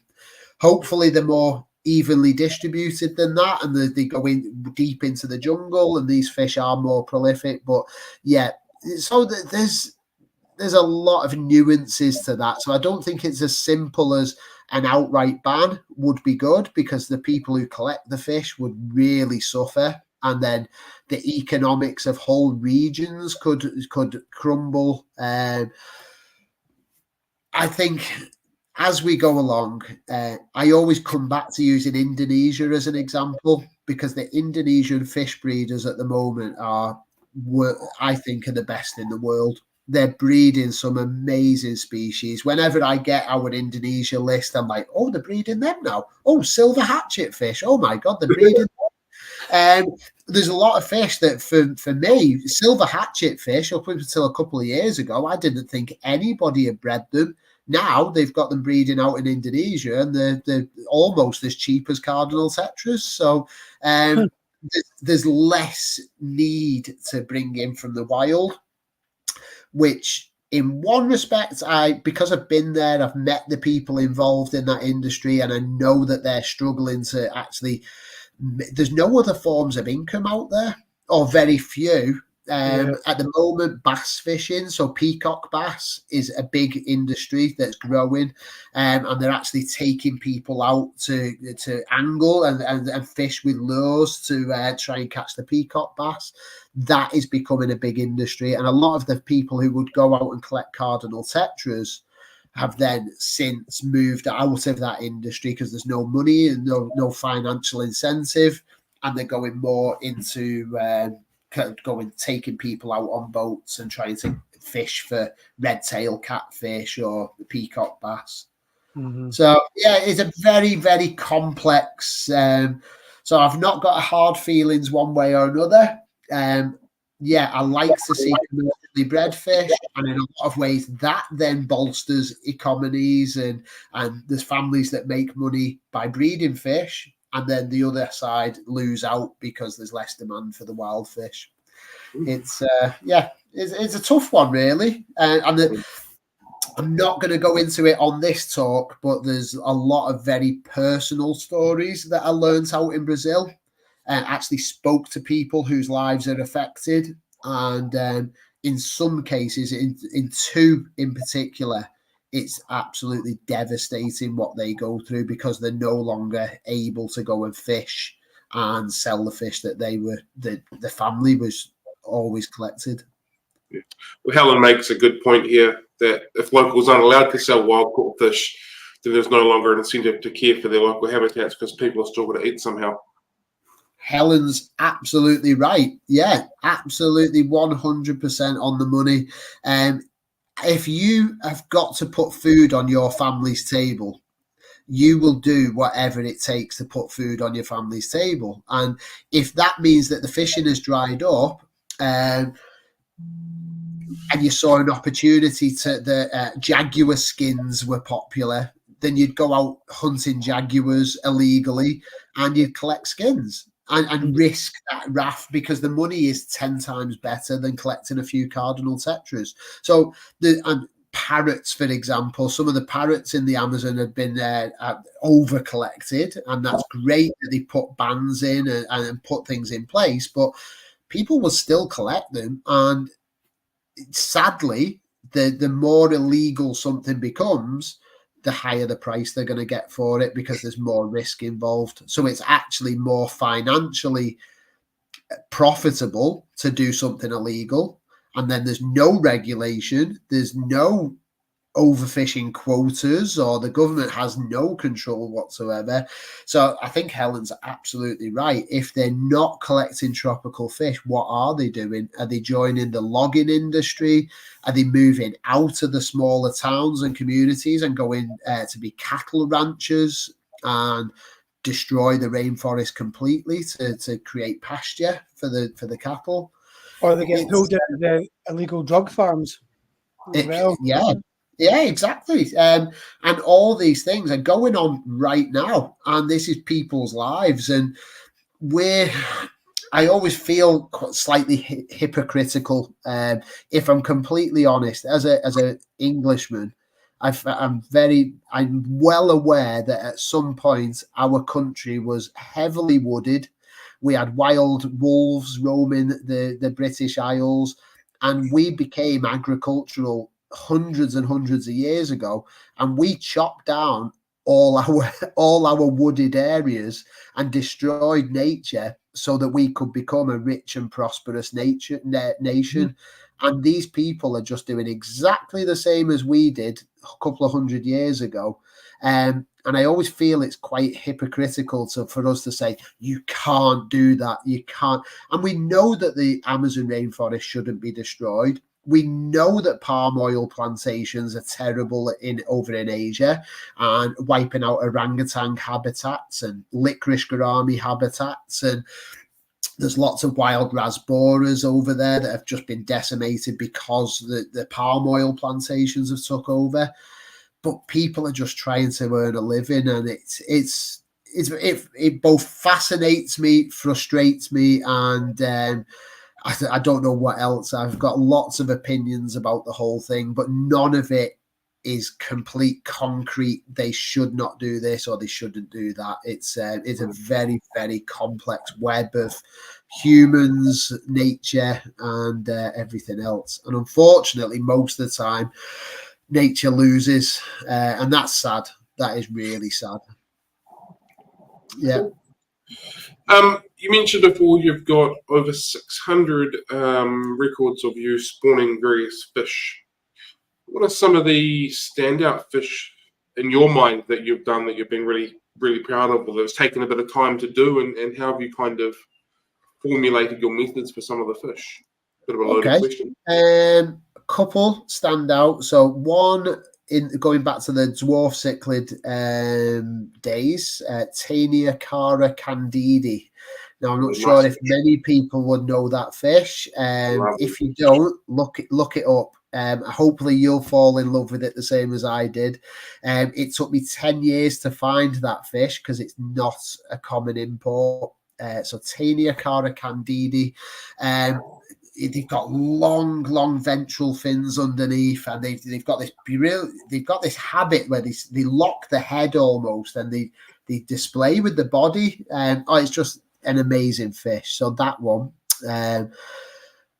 Capella arnoldi, the splash tetra. I've got a long history with that fish, and absolutely find it fascinating. So that's a fish that lives in South America and actually leaps from the water as a pair. So the male and female line up together, bend the body, and actually spring out of the water, stick to a surface, and lay their eggs out of water. It is absolutely fascinating, and every fish keeper, if you're interested in breeding fish, you should try Capella arnoldi because they are mind-blowing. It's completely unique, and they actually lay their eggs out of water, and the male will then splash the eggs. They're called splash tetras. So he'll stay located underneath the area where they've laid their eggs, and he'll flick with his tail. He'll flick water up onto the eggs until they hatch out, and then they'll drop down into the water with the water droplets.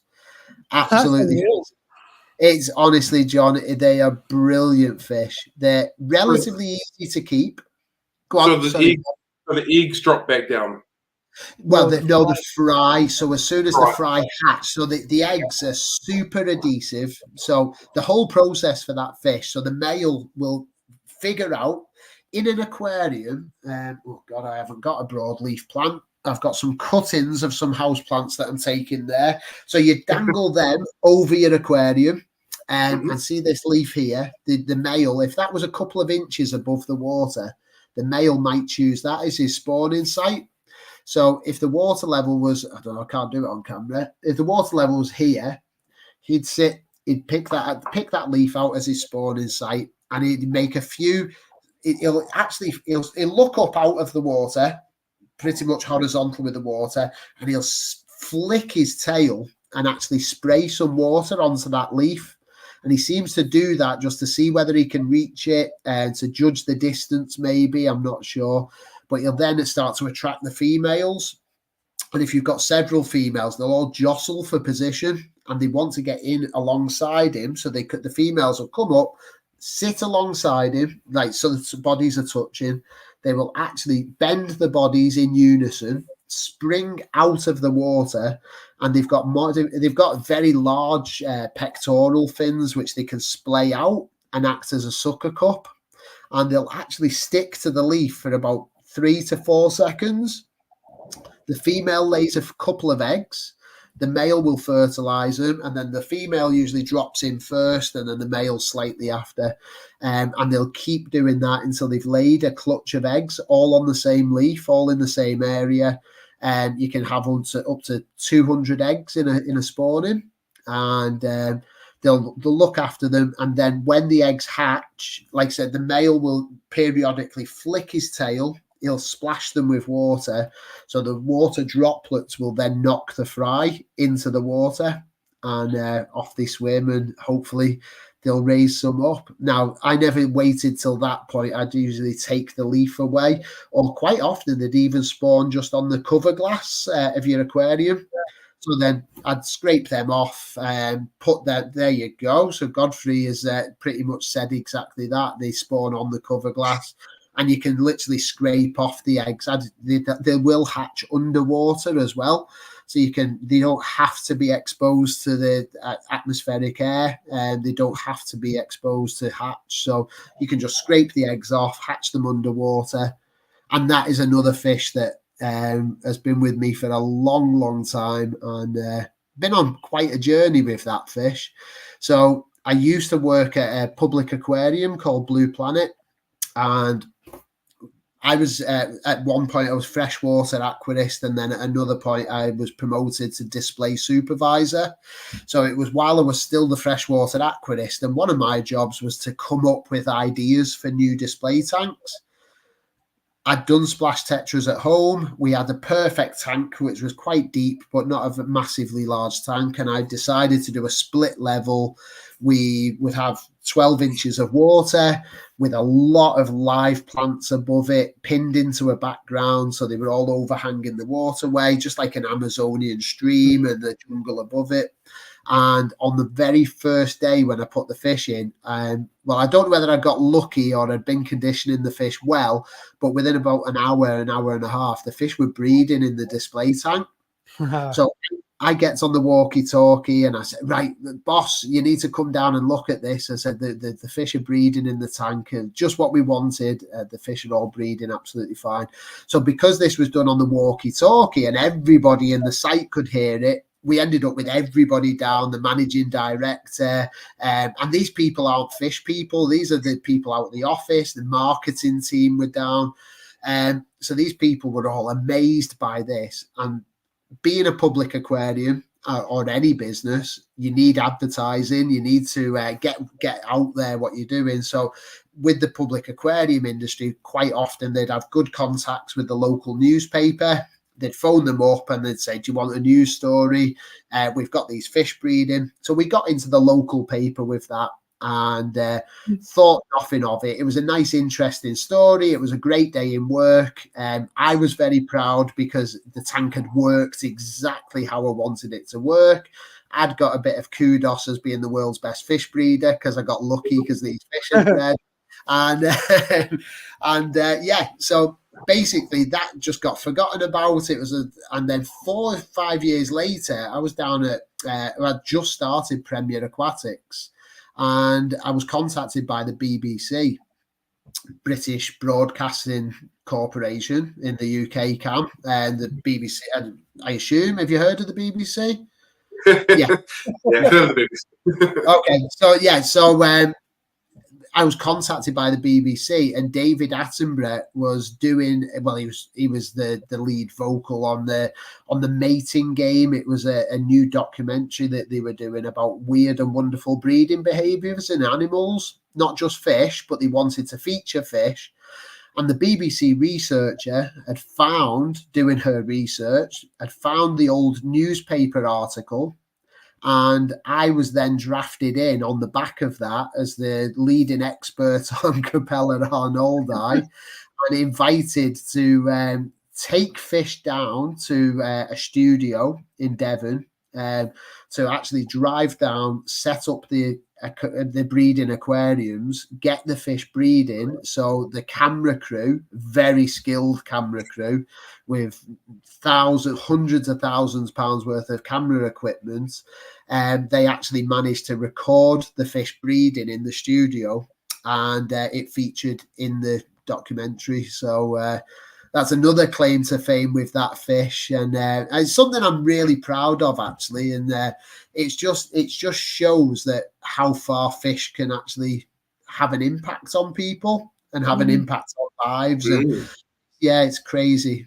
From one standard lucky day in work and then put it in the newspaper, and then it led to actually supplying fish for a David Attenborough or Sir David Attenborough documentary that was featured on BBC.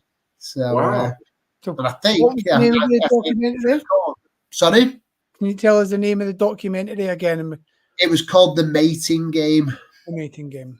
Yeah, The Mating Game. And there'll be clips. And Right. I think there's clips on YouTube as well. You might not want to Google that. That might come up with something weird. Yeah, be careful. Yeah, well. It's after the watershed. We're okay. Once it's come up, we'll move that. The main thing is splash tetras. How or why have they evolved to reproduce like that? That is a good question. And if you look at the genus, so the Capella, so the Capella Arnoldi is just one of, I think it's about a dozen species in that genus. Capella and Pyrrolina are two very closely related genuses of fish. Now, the Capellas are absolutely fascinating because there's lots of different spawning strategies within the same family group. So Capella guttata is a much larger growing Capella. Now that actually breeds in the gravel. It'll dig out a red, almost like a salmon would. It'll dig out a channel in the gravel and lay their eggs in the gravel. Several of the other species will lay their eggs on a leaf, but just under the water surface. Now, and that's if you gave them a choice of leaf, top, middle, and bottom, they will always choose the top leaf. They seem to almost with the backs out of the water, they'll lay their eggs on the leaf that's only a couple of millimeters below the water surface. My theory is that the Capellas may have all started that way, and over time, wherever the Capella Arnoldi live in the wild, maybe their eggs got exposed by dropping water levels.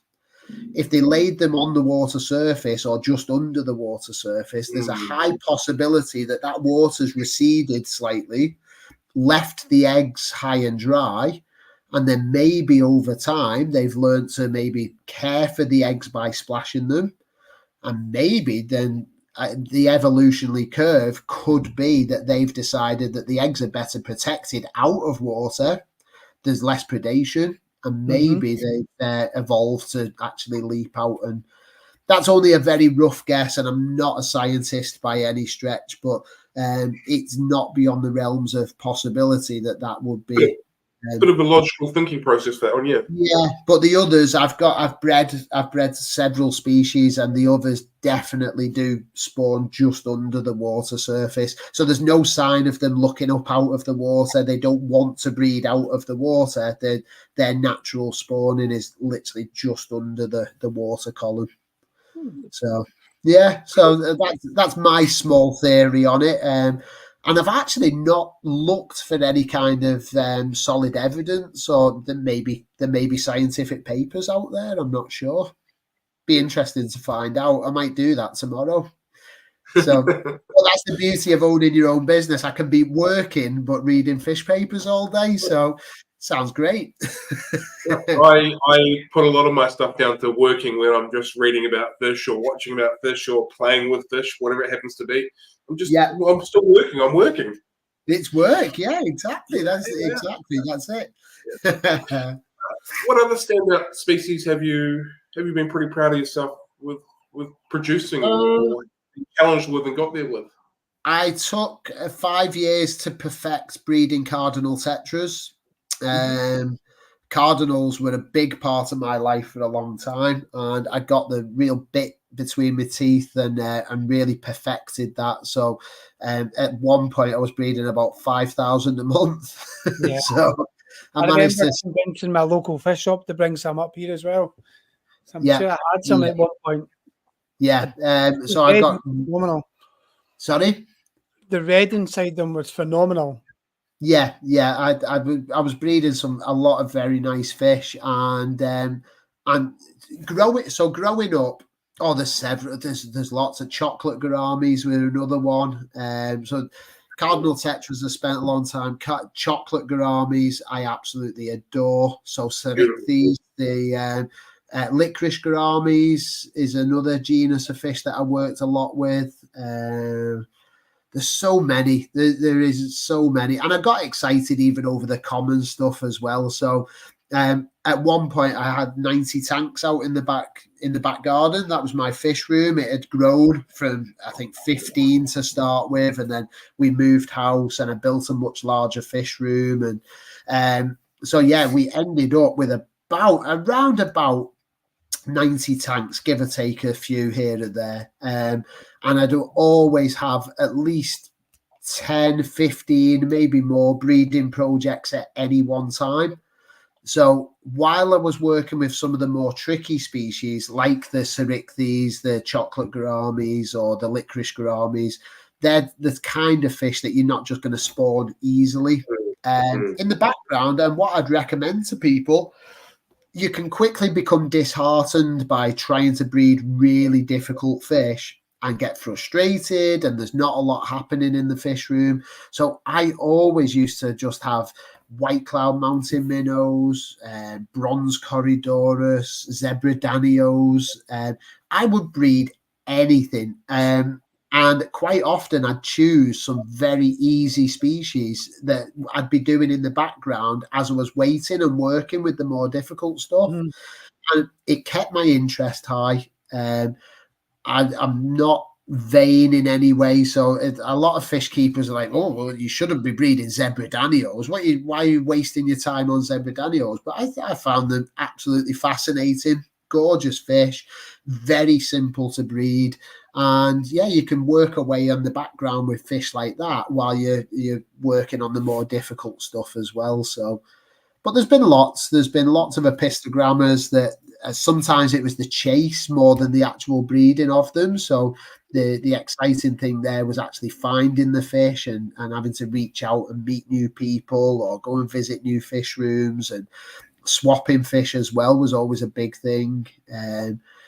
Diapteron, the small killifish, African killifish. I remember having a period where I was trying to collect a lot of them species and get them to breed.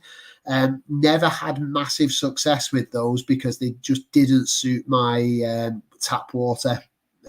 My water was very, very soft, and you need to keep them very cool. And I'd always space heat the fish room, so it was always a warm, humid room. The diaptron and some of the other killifish that I needed to keep them very low to the floor and right by the door, and had much better success in the winter when there was a bit of a cool breeze coming through.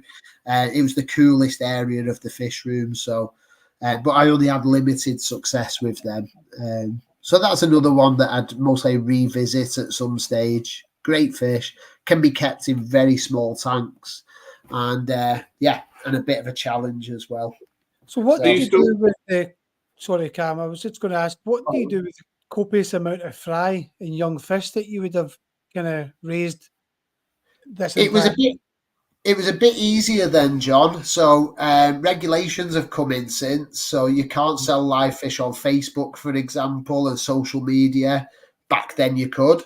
Not in the early days. We didn't even have social media. We had forums, but they'd go out to. I had lots of supply. I had lots of contacts with shop owners. I had shop owners coming from all over the country to come and visit me, and they'd take 3 or 4 boxes of fish away with them. Wholesalers, not as common, but I'd sell to wholesalers quite regularly. My fish were always very good condition, so they sold very easily. I was always, at that time, before owning my own business, I actually had a life and was able to take weekends off. And most Sundays I'd be down somewhere at a fish auction. There'd be a fish auction somewhere in the country. And these are organised auctions through the fish clubs. And I'd enter fish into there and move fish on that way. So never really had any problem. Even with large numbers of fish, like I said, the cardinals at one point I was doing commercial numbers. There's like 5,000-6,000 a month. I was setting up 25 tanks of breeding tanks every week, if not more than that, with high success rates, and I got really, really good at it.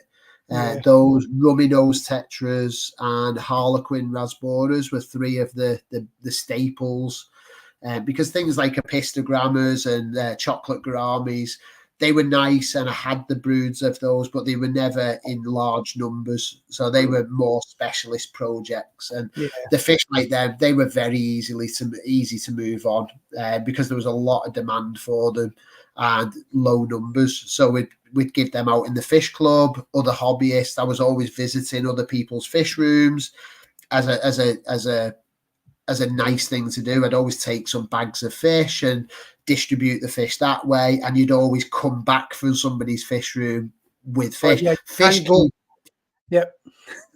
keepers are the most generous people ever. So because you all share a passion and a hobby, some of the rarest fish that I've ever kept, thinking of epistogrammas, and they were actually given to me as gifts. Now, if you were to find them in the shops, they'd cost an absolute fortune, and sometimes they'd be fry. They'd be tiny, tiny fry that you'd then have to grow on yourself, and it'd take you 6 months. But it'd be very rare that somebody would come to visit me and not go away with a few bags of fry.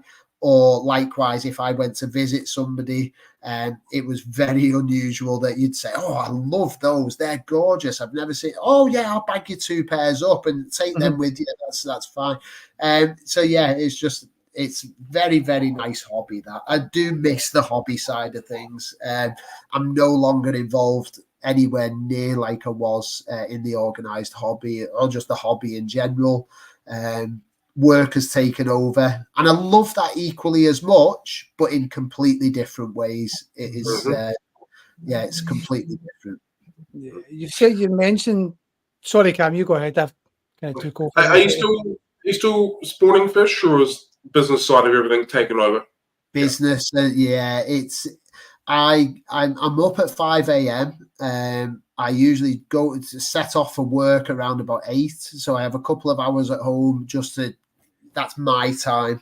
I read, and I go swimming every morning, and that's my time. So I do get a little bit of downtime, if you like.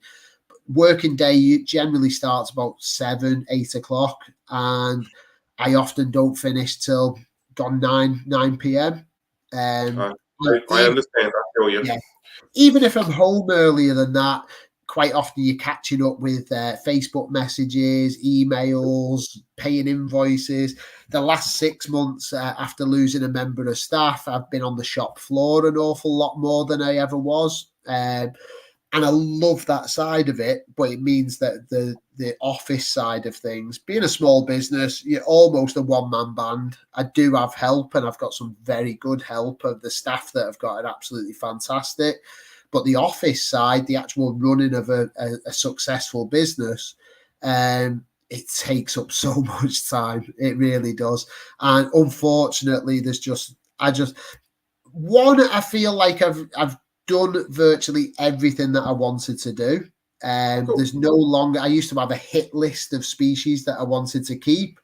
I've virtually ticked that list off. So I've kept and bred everything that I was really passionate about. And there's not a lot left out there that I'm really excited to try and find and breed. There are a few species, but and like I said earlier on, we touched on it earlier on, when you mentioned whether I'd take up fishing again.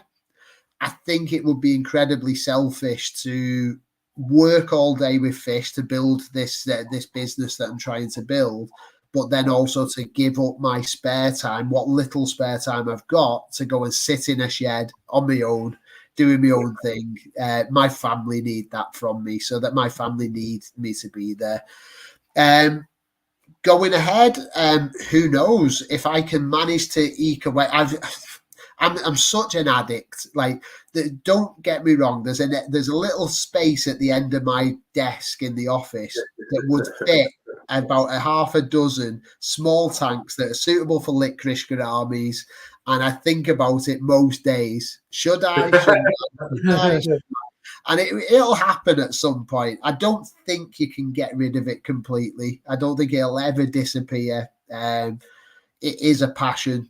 But yeah, I think I've done an awful lot. I'm very fortunate. But I'm out of the circle as well. So it's hard. When you're in the circle, when you're in that and that's your lifestyle, every person that rings you is a hobbyist.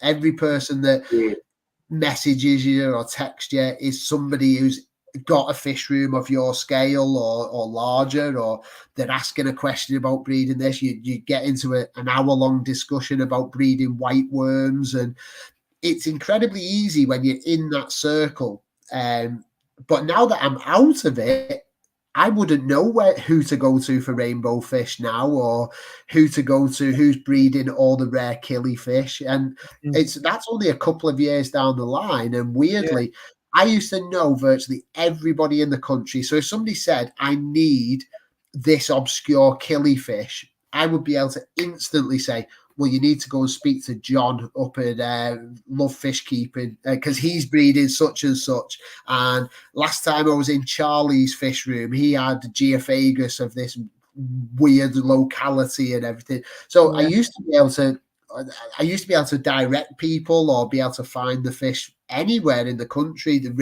Alex Carslow, who's John, I'm sure you'll know. I've met Alex a few times, Yeah, rainbow fish guy.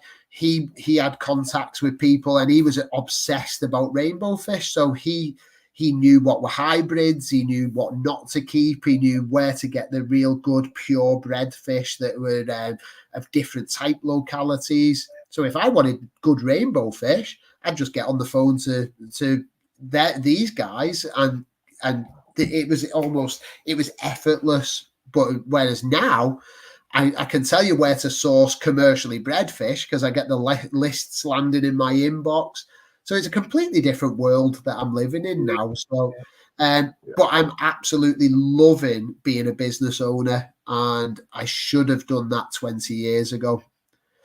I should have, but I don't know whether me personally would have been prepared to do what I'm doing now 20 years ago. So, do you think if you were a business owner 20 years ago, you would have had the same experience with your hobby?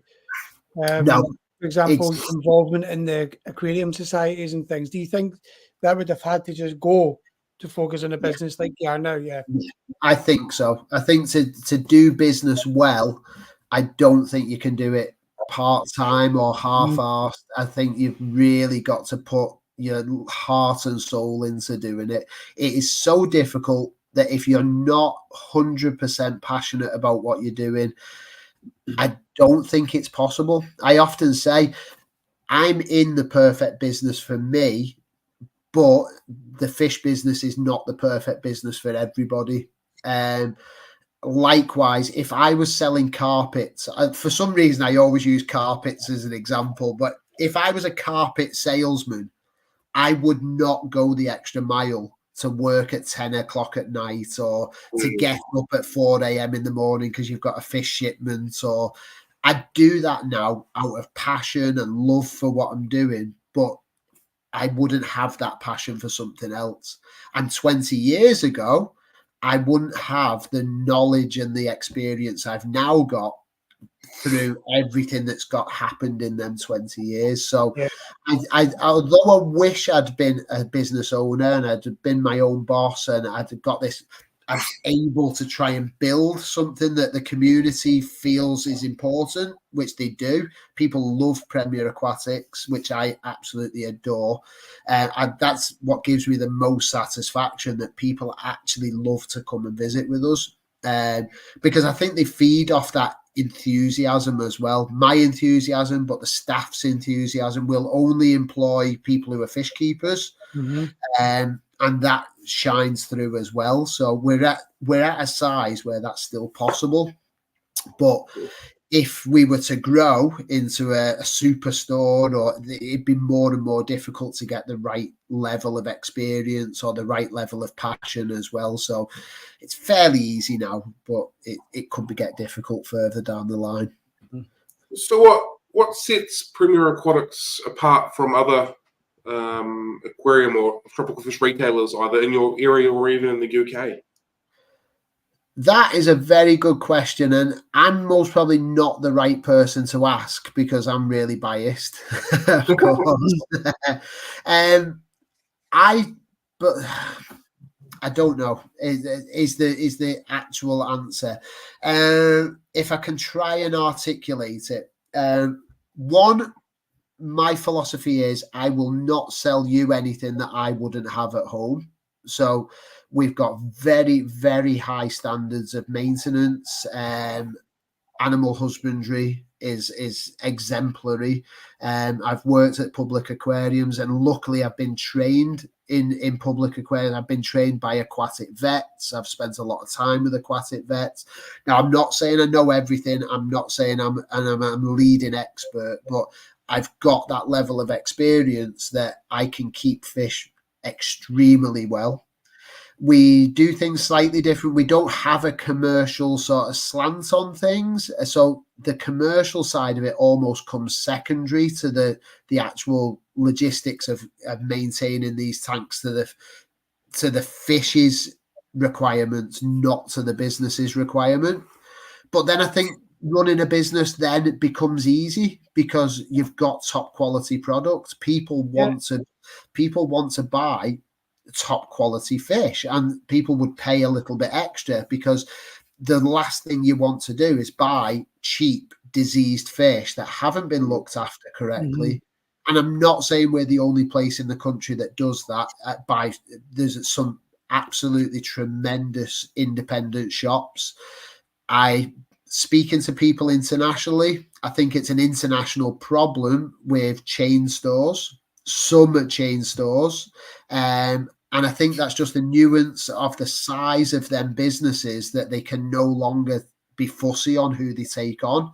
So they've got a very rudimentary training program, which works for them. The staff are required to ask certain questions. In my experience, the problem comes in they don't know how to deal with the answer to the question that they're asking, if you know what I mean. So we've got a chain in the UK. I'm not going to mention them. They do a great job. Their limitations are, if you go in, their staff member will say, "Oh, how big is your tank?"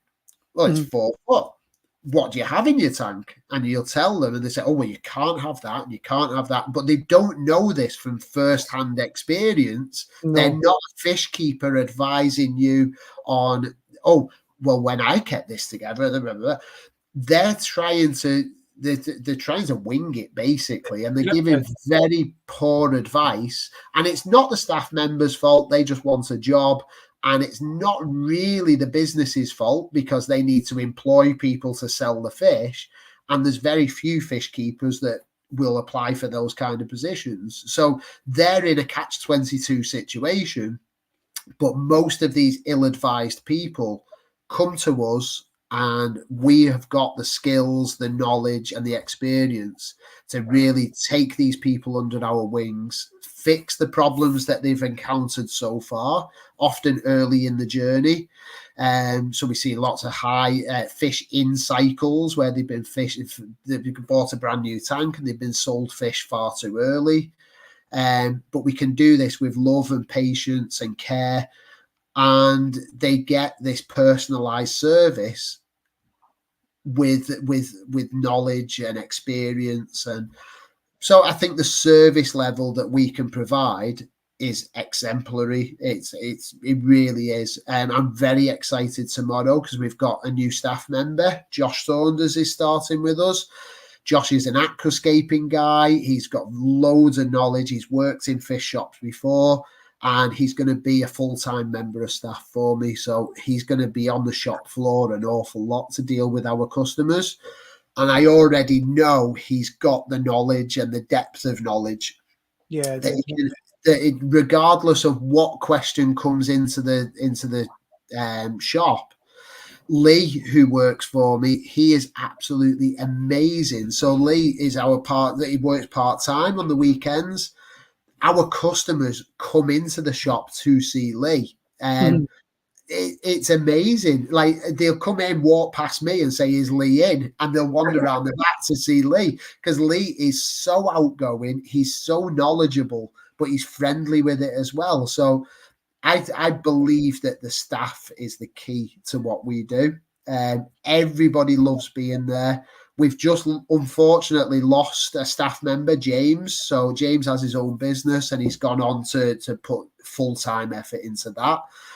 He was almost in tears on leaving, and he said it's the best job that he has ever had.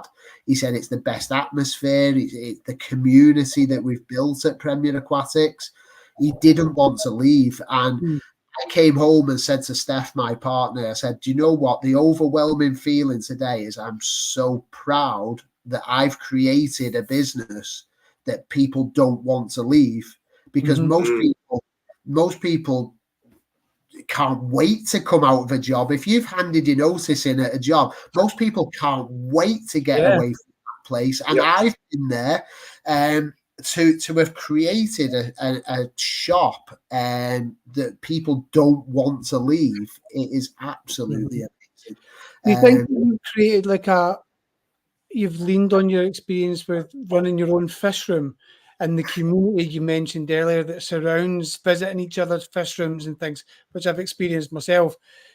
It sounds like you've really created that at Premier Aquatics. So people that have not had experience with fish rooms, not within that niche hobbyist element of they get the appeal and the benefit of coming into a fish room with hobbyists that they know and they grow a relationship with. And that's what brings them back. It's the popping round to your friend's fish room vibe that you don't get in the chain stores that you've just mentioned, and a lot of other independents as well. Yeah, I think that's very true. Our late night opening is a Friday, so tomorrow.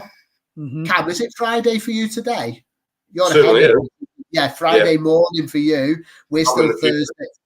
Yeah, we're still Thursday evening going into Friday. Now, Friday we do a late night opening, so we open till 8 p.m. I actually called that Fish Club Friday because I wanted this feeling of community. We have a discount card that people can come in and spend on the Friday. You've got to purchase the card, but it gives you a lifetime 10% discount.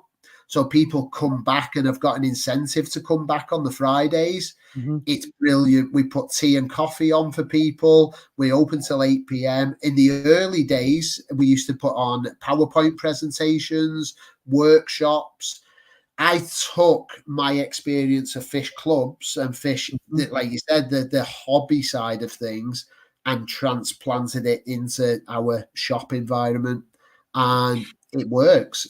People really resonate with it. We have regulars that come in on the Friday now, and they don't buy anything. There's no expectation to buy anything. I don't care if they buy anything. And as a business owner, that shouldn't be the case. I should be tipping people upside down and getting all the pound coins out of the pockets. But they come in on the Friday for a cup of tea, for a chat, and I'm seeing it more and more that John has spoke to Dave, and I've seen that interaction. And next week, John and Dave are in the corner, huddled together in front of the Capella Arnoldi tank, and like, oh, well, Steve told me about this, and have you seen this? And oh, well, when I was breeding Corydorus, whatever, and like they've connected, and that is.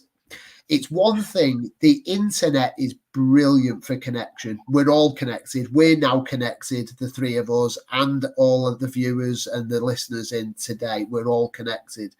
But actually getting in with other fish keepers to be able to shake the hands, share a drink, share a chat, share a giggle.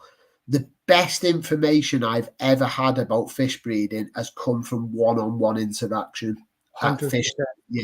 Usually with a pint of beer. Mhm. And I no longer drink, so I'm missing that side of things as well. But usually with a pint of beer at the end of a convention, sit down in private with a group of fish keepers, and just the conversation that goes round, you will get more out of that conversation that you could get reading a dozen books, I believe. So as a fish shop owner, isn't it cool seeing customers interact with each other? It's one of the things that I take the most when a couple of people in the shop and they just start talking. It's like, okay, cool. I'll let you guys do what you want to do, and I'll just be over here if you need any help or want to buy any fish or whatever. It's one of the coolest things to watch, that interaction. I completely agree. I completely agree. Cam, I'm sure you'll agree. How many other businesses could you think of where that would happen? Yeah, it's purely just hobby. It's only hobby businesses. Yeah, maybe a model train shop would have the same kind of vibe, or a cross stitching shop would have the same vibe, or where people share a passion and a hobby, and they come together and actually interact. It's amazing, and I think that's a large part of why James didn't want to leave, why I'm not going to close the doors. It would kill me if that ever even became a thing. I very much hope it's not. Premier Aquatics is going to go from strength to strength. I just know it. We're on the right path, and the progression, we're doing really, really well. So yeah, it's just a case of it's amazing. I just can't think of anywhere else. You don't go to your local supermarket and suddenly stand in the queue and start talking to every Tom, Dick and Harry, because you've got no connection. You've got nothing in common or no common ground. And we regularly see our regular customers just interacting with other customers.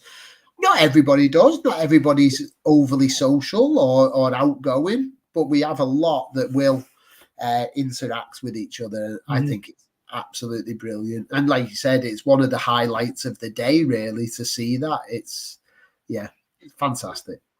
The other thing I wanted to quickly touch on is that your Fish Club Friday. So that was one of the first things, the first interactions that I saw on Facebook was you promoting your Fish Club Friday, and sort of watched that grow and watched the post about that. I thought it was such a phenomenal idea. I absolutely wanted to steal it for my own business at this end of the world, because it was just such a fantastic concept.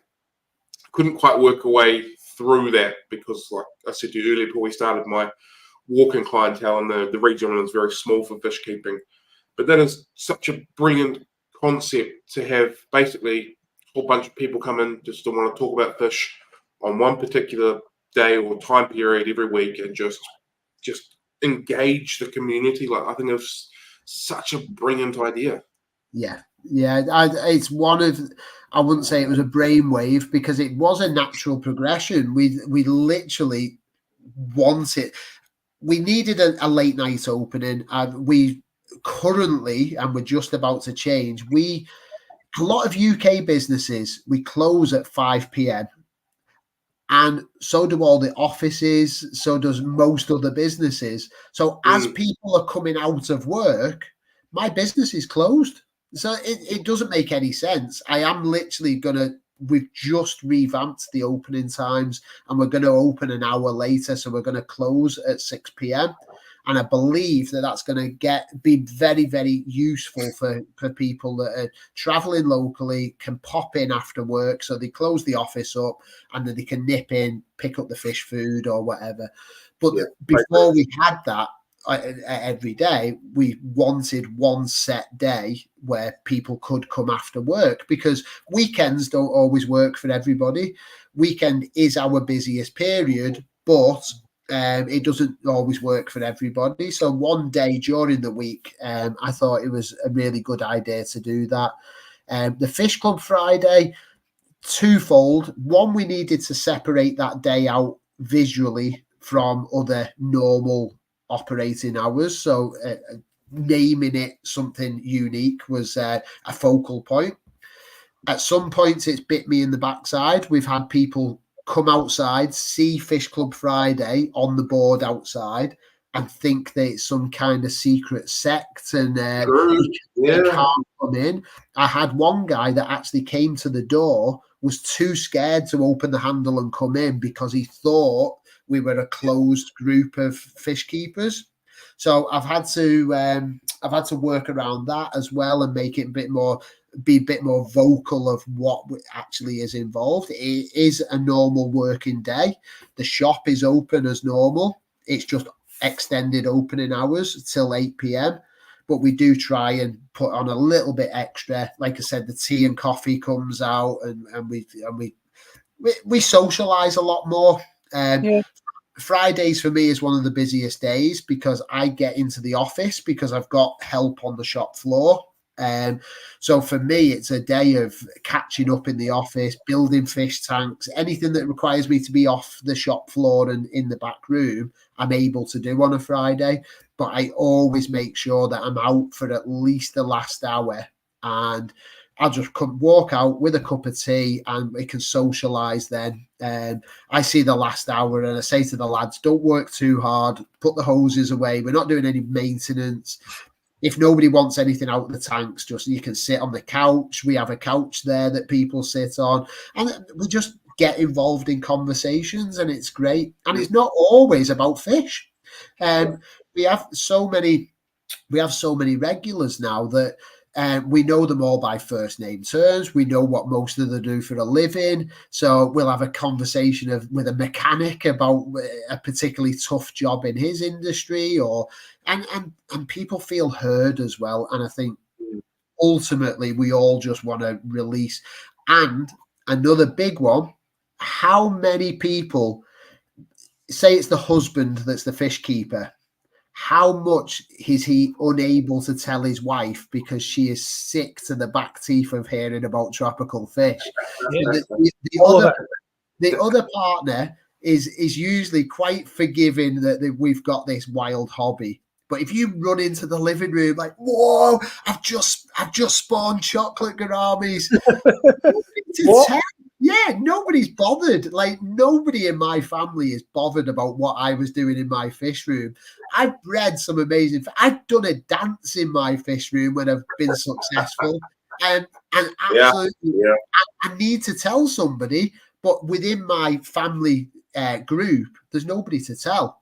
You can come into my shop. We'll listen to you for 45 minutes, an hour if we need to, and we'll encourage you, and we'll go over things. We'll come up with different solutions for problems, and people can come into my style of shop and be met with enthusiasm, passion, and integrity is another word that I'd use for my shop, because we're very intentional on.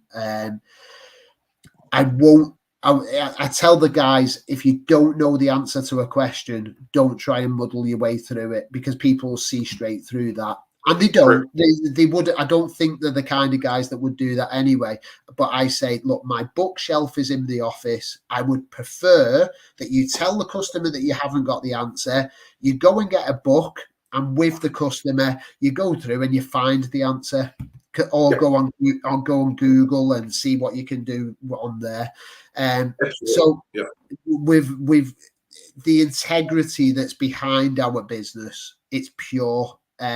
We're not out to take people's money unintentionally, so we won't sell something that's not needed, or we won't sell. So I've lost sales multiple times by not selling fish to the wrong tank, and yeah, it's just very intentional what we want to do. So we're there to support the community, support the fish keeping community, and do things very ethically and in the best interests of everybody involved, for the staff and for the people who come through our door. So yeah. So how do you decide what products and what fish that you choose to carry in your store? Okay, we've got 300 tanks at the moment, or just over. I think we've got 300 aquariums, and that gives me a little bit more scope. We've still got to carry what I'd call the bread and butter, so the common live bearers, guppies, platies, mollies, swordtails, a lot of the standard kind of tetras, angelfish, gouramis, all of the what we would call bread and butter, the standard tropical fish. And in the early days, when I had far less tanks, that was all I was able to carry, because as a retail business, each tank has to earn its living, if you like, so that you can't fill 60 tanks, for example, with weird and wonderful rare fish that very few people know what they are or want to buy. You've got to deal. So we predominantly deal in, we're completely freshwater. We don't do marine. We do very little cold water. So my background, as you've heard, is solely in tropical fish. I've worked at both Blue Planet Aquarium and Chester Zoo, in the aquarium at Chester Zoo. I've been around marine fish. I've worked on marine tanks. I've been involved with some very large marine projects, but it's not really my niche. It's not really my passion. I tried learning it. I tried getting the books out and reading about marine fish, and I just I quickly closed the book up and get a book out about the Amazon rainforest and Meopistogrammas. So I know where my passion is. I know where my expertise is, and I'm a great believer in, if we're going to do something, then we'll do that one thing tremendously well. So there's no point me in trying to do lots of different things and not doing them very well.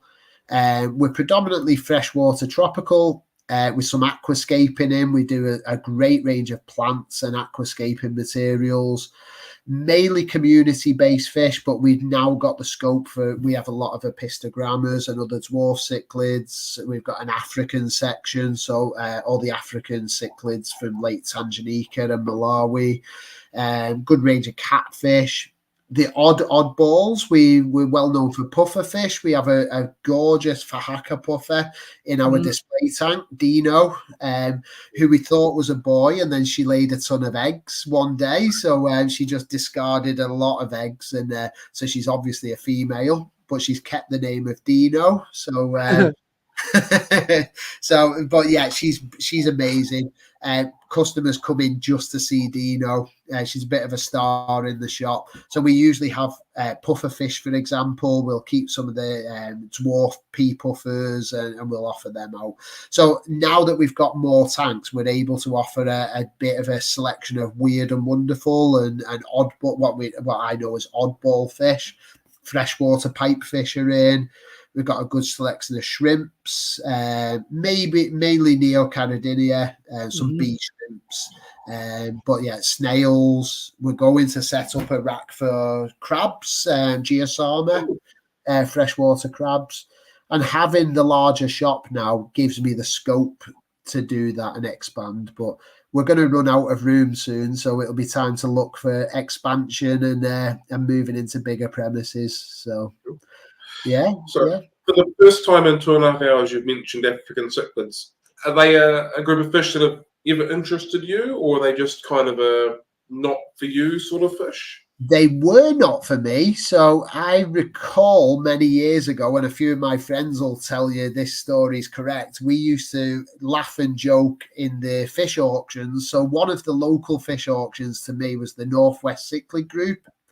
And that was predominantly African cichlids. So we would scan the list for anything of interest to us. And because it was a cichlid auction, I'd be looking for anything from South America, epistogrammas especially. That's what I was there for. And we used to play a game where we'd put 50p on the table and we'd bet whether the next African was going to be blue or yellow. Because and it was just a mick. We were taking the mick, of course, but for many years I had no interest whatsoever. It was not my niche. They didn't suit the local water. I used to joke that my water came out of the tap from the Amazon. It was that good. Very soft water. It went acidic very easily. There was no KH, no GH in it. So my water out of the tap was perfect for South American fish. And that was my niche anyway. That's where my interest lay. Without altering the water significantly, it was never easy to keep Malawi or Tanganyika. I'm getting a real taste for Lake Tanganyika. I'm really in love with the shell dwellers. So and they fit the kind of niche that the pistogrammas fit in South America. The shell dwellers fit the same kind of niche, but in Lake Tanganyika. So yeah, I'm gaining an interest. We've put a display tank in our living room, which is filled with Pseudotropheus. So we've got Malawis downstairs in the living room because the brief for that, I didn't want to get involved with breeding again. It couldn't happen. A bit like an alcoholic. I'm not safe with a bottle of whiskey. I'm not safe with anything that I can breed, because if there's something in that community tank that's going to breed, and I know the Pseudotropheus will, but I'm hoping that a few fry will make it through the rock work. But I'm not going to start pulling fish out. But if I had epistos in there, before long, I'd have a room. This office here would be full of fish tanks, and I'd be breeding again and down that rabbit hole. I just don't have time. So we needed downstairs. We needed a beautiful tank that was easy to look at, easy to maintain, and the Africans really fitted that purpose really well. So I'm really enjoying them at the moment. I'm enjoying having them in the shop. I'm keeping a lot of stuff for the first time.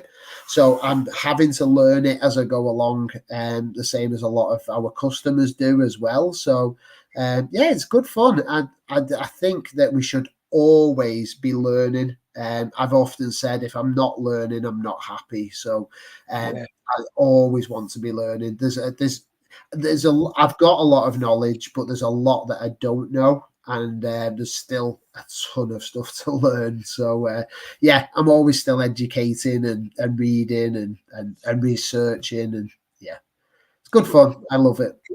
Cool. We're beginning to run out of time, give or take. So, I'm going to try and get a couple more questions in before we close off. That's fine, because I'm actually getting really old now and my back is killing me sat on this chair. So. My backside is starting to go sore as well. Yeah. So we're all beginning to get the wiggle on. You briefly spoke on how you engage with the fish keeping community and your customers. Do you want to talk a little bit more about that and how you engage your community that you have? Social media is a massive one for most small businesses now, regardless of what you're doing. I think social media in this day and age is absolute phenomenal, and that is where everybody is. You can class YouTube as a social media channel. We're on YouTube now, speaking to people that I've never met before. We've had some great conversation. We've had some great questions. In the old days, you would go to your local fish club they're virtually null and void now.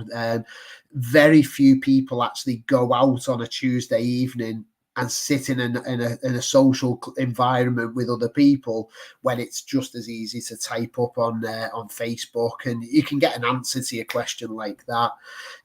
But I still feel it's vital to have that connection, which is why I love the shop so much, because we've got that physical connection. Mm-hmm. But we've talking about the shop, we've run several different events with non-fish keepers. So I've got a very good friend locally, Naomi, who runs Animal Teach. Now she's an excellent animal keeper. She's done it professionally in colleges and universities, and she started her own business with educating schools on animal welfare, and she takes with her a lot of snakes, spiders, all kinds of she's brilliant. She's come into the shop several times and brought in lots of new people that are not necessarily fish keepers, but being exposed to fish keeping for the first time. We've recently just hosted a local scout group. So the scouts brought in about 30 10-year-olds, which was absolutely amazing because they had so many questions. And I was able to work with these kids for about an hour and a half and answered all the questions. We went round the tanks, we fed the fish and everything else. So that side of community work, I want to do more of.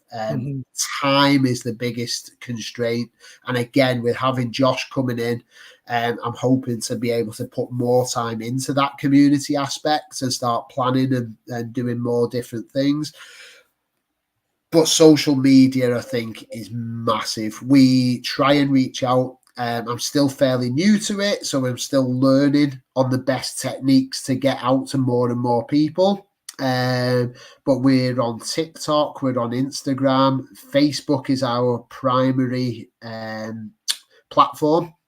We do a lot on Facebook. So every morning when I wake up, I said earlier on, I wake up at 5 and I've got roughly 3 hours to do my thing. One of my jobs in the morning is to do the social media for the day, and we schedule that. But we do a wide variety of videos, information posts, just to help and educate people, but also selfishly to get us out to a wider audience and let people know what we're doing and where we are, basically. The location of my shop is not a walk, so you've not got a lot of passing traffic. People have actually got to know where we are to come and visit. In the UK, there's very few of the independent shops that are actually on high streets or have got any kind of passing traffic.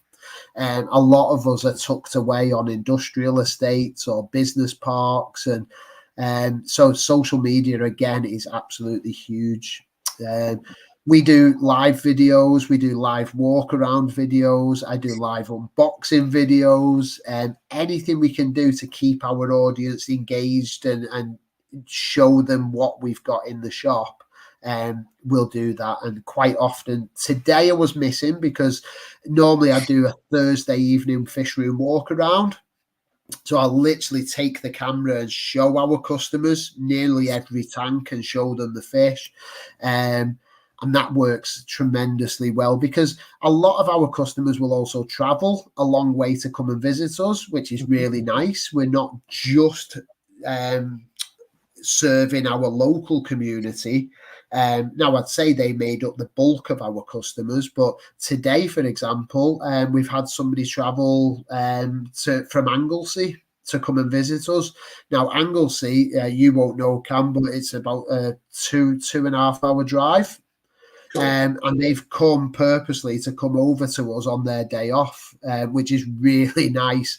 Now, for these people, I think it's vital that they know what is in stock before they actually travel to us. And doing the live videos, sharing our stock on social media, it allows people to feel connected, to know what's going on, and to know kind of what to expect before they've even traveled.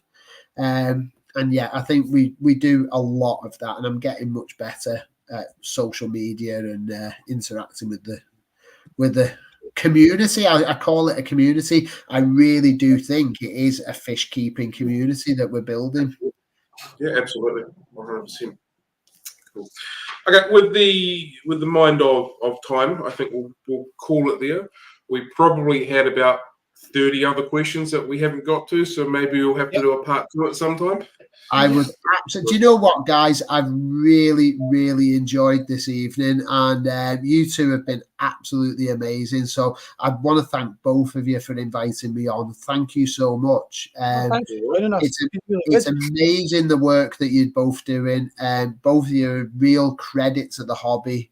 And it's just amazing to spend a couple of hours with you guys, and I've loved every minute of it. So yeah, thank you very much. Sorry, Cam. Just when Cam said that you were joining us, it reminded me of an interview we done maybe about 8 years ago. So I only recently been back over that interview, and I was reading through it, and it reminded me of just how much you've actually done throughout your life, which is related to aquatics, and how big a part of your life aquatics have been. So it was really quite enriching. Yeah, it's crazy, really. I don't know where it came from. I don't know why, as a young child, I was so obsessed with it, and I don't fully understand why I'm still obsessed with it. It's very difficult. It's very difficult to quantify why you're into something, but yeah, I feel blessed every day that I can do what I love to do as a living.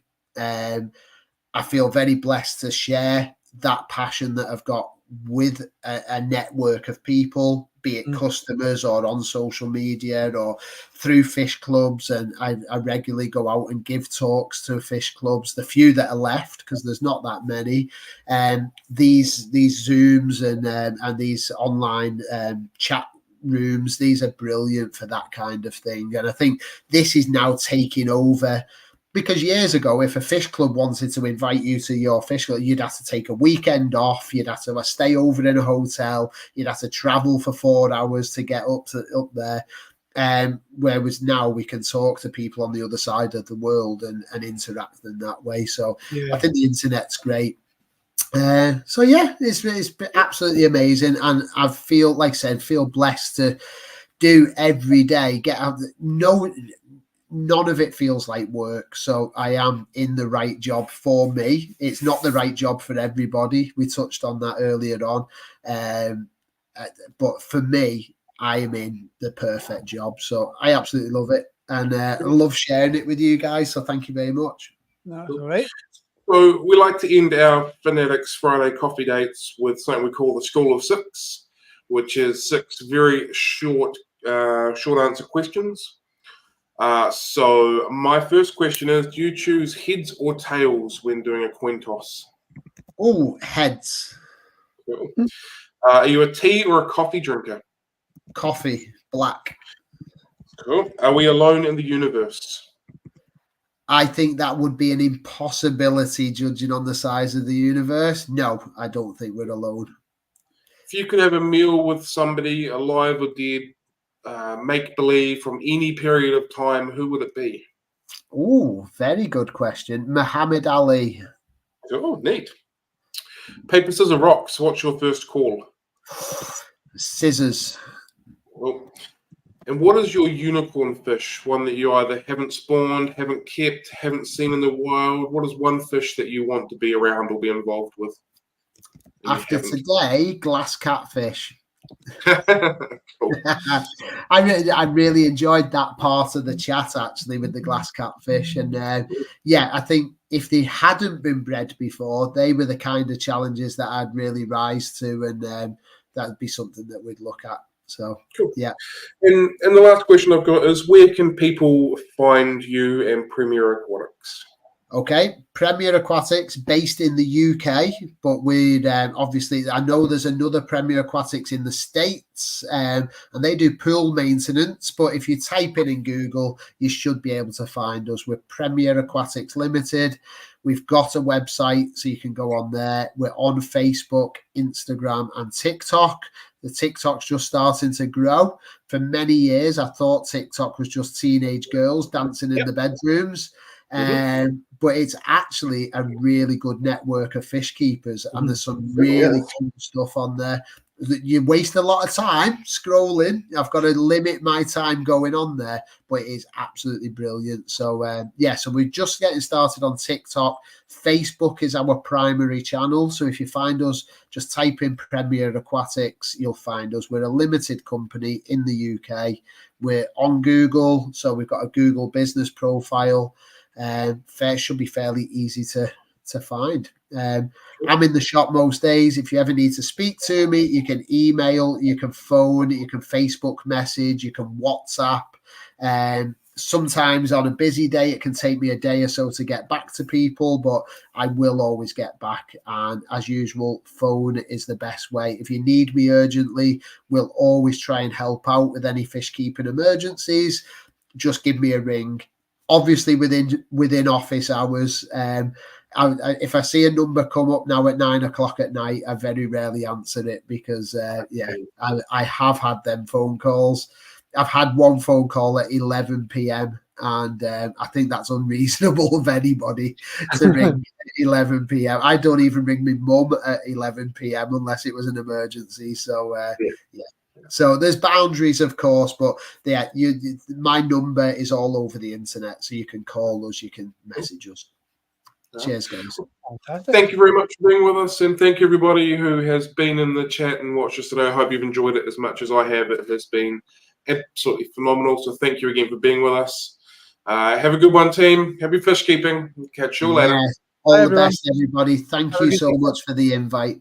See you soon.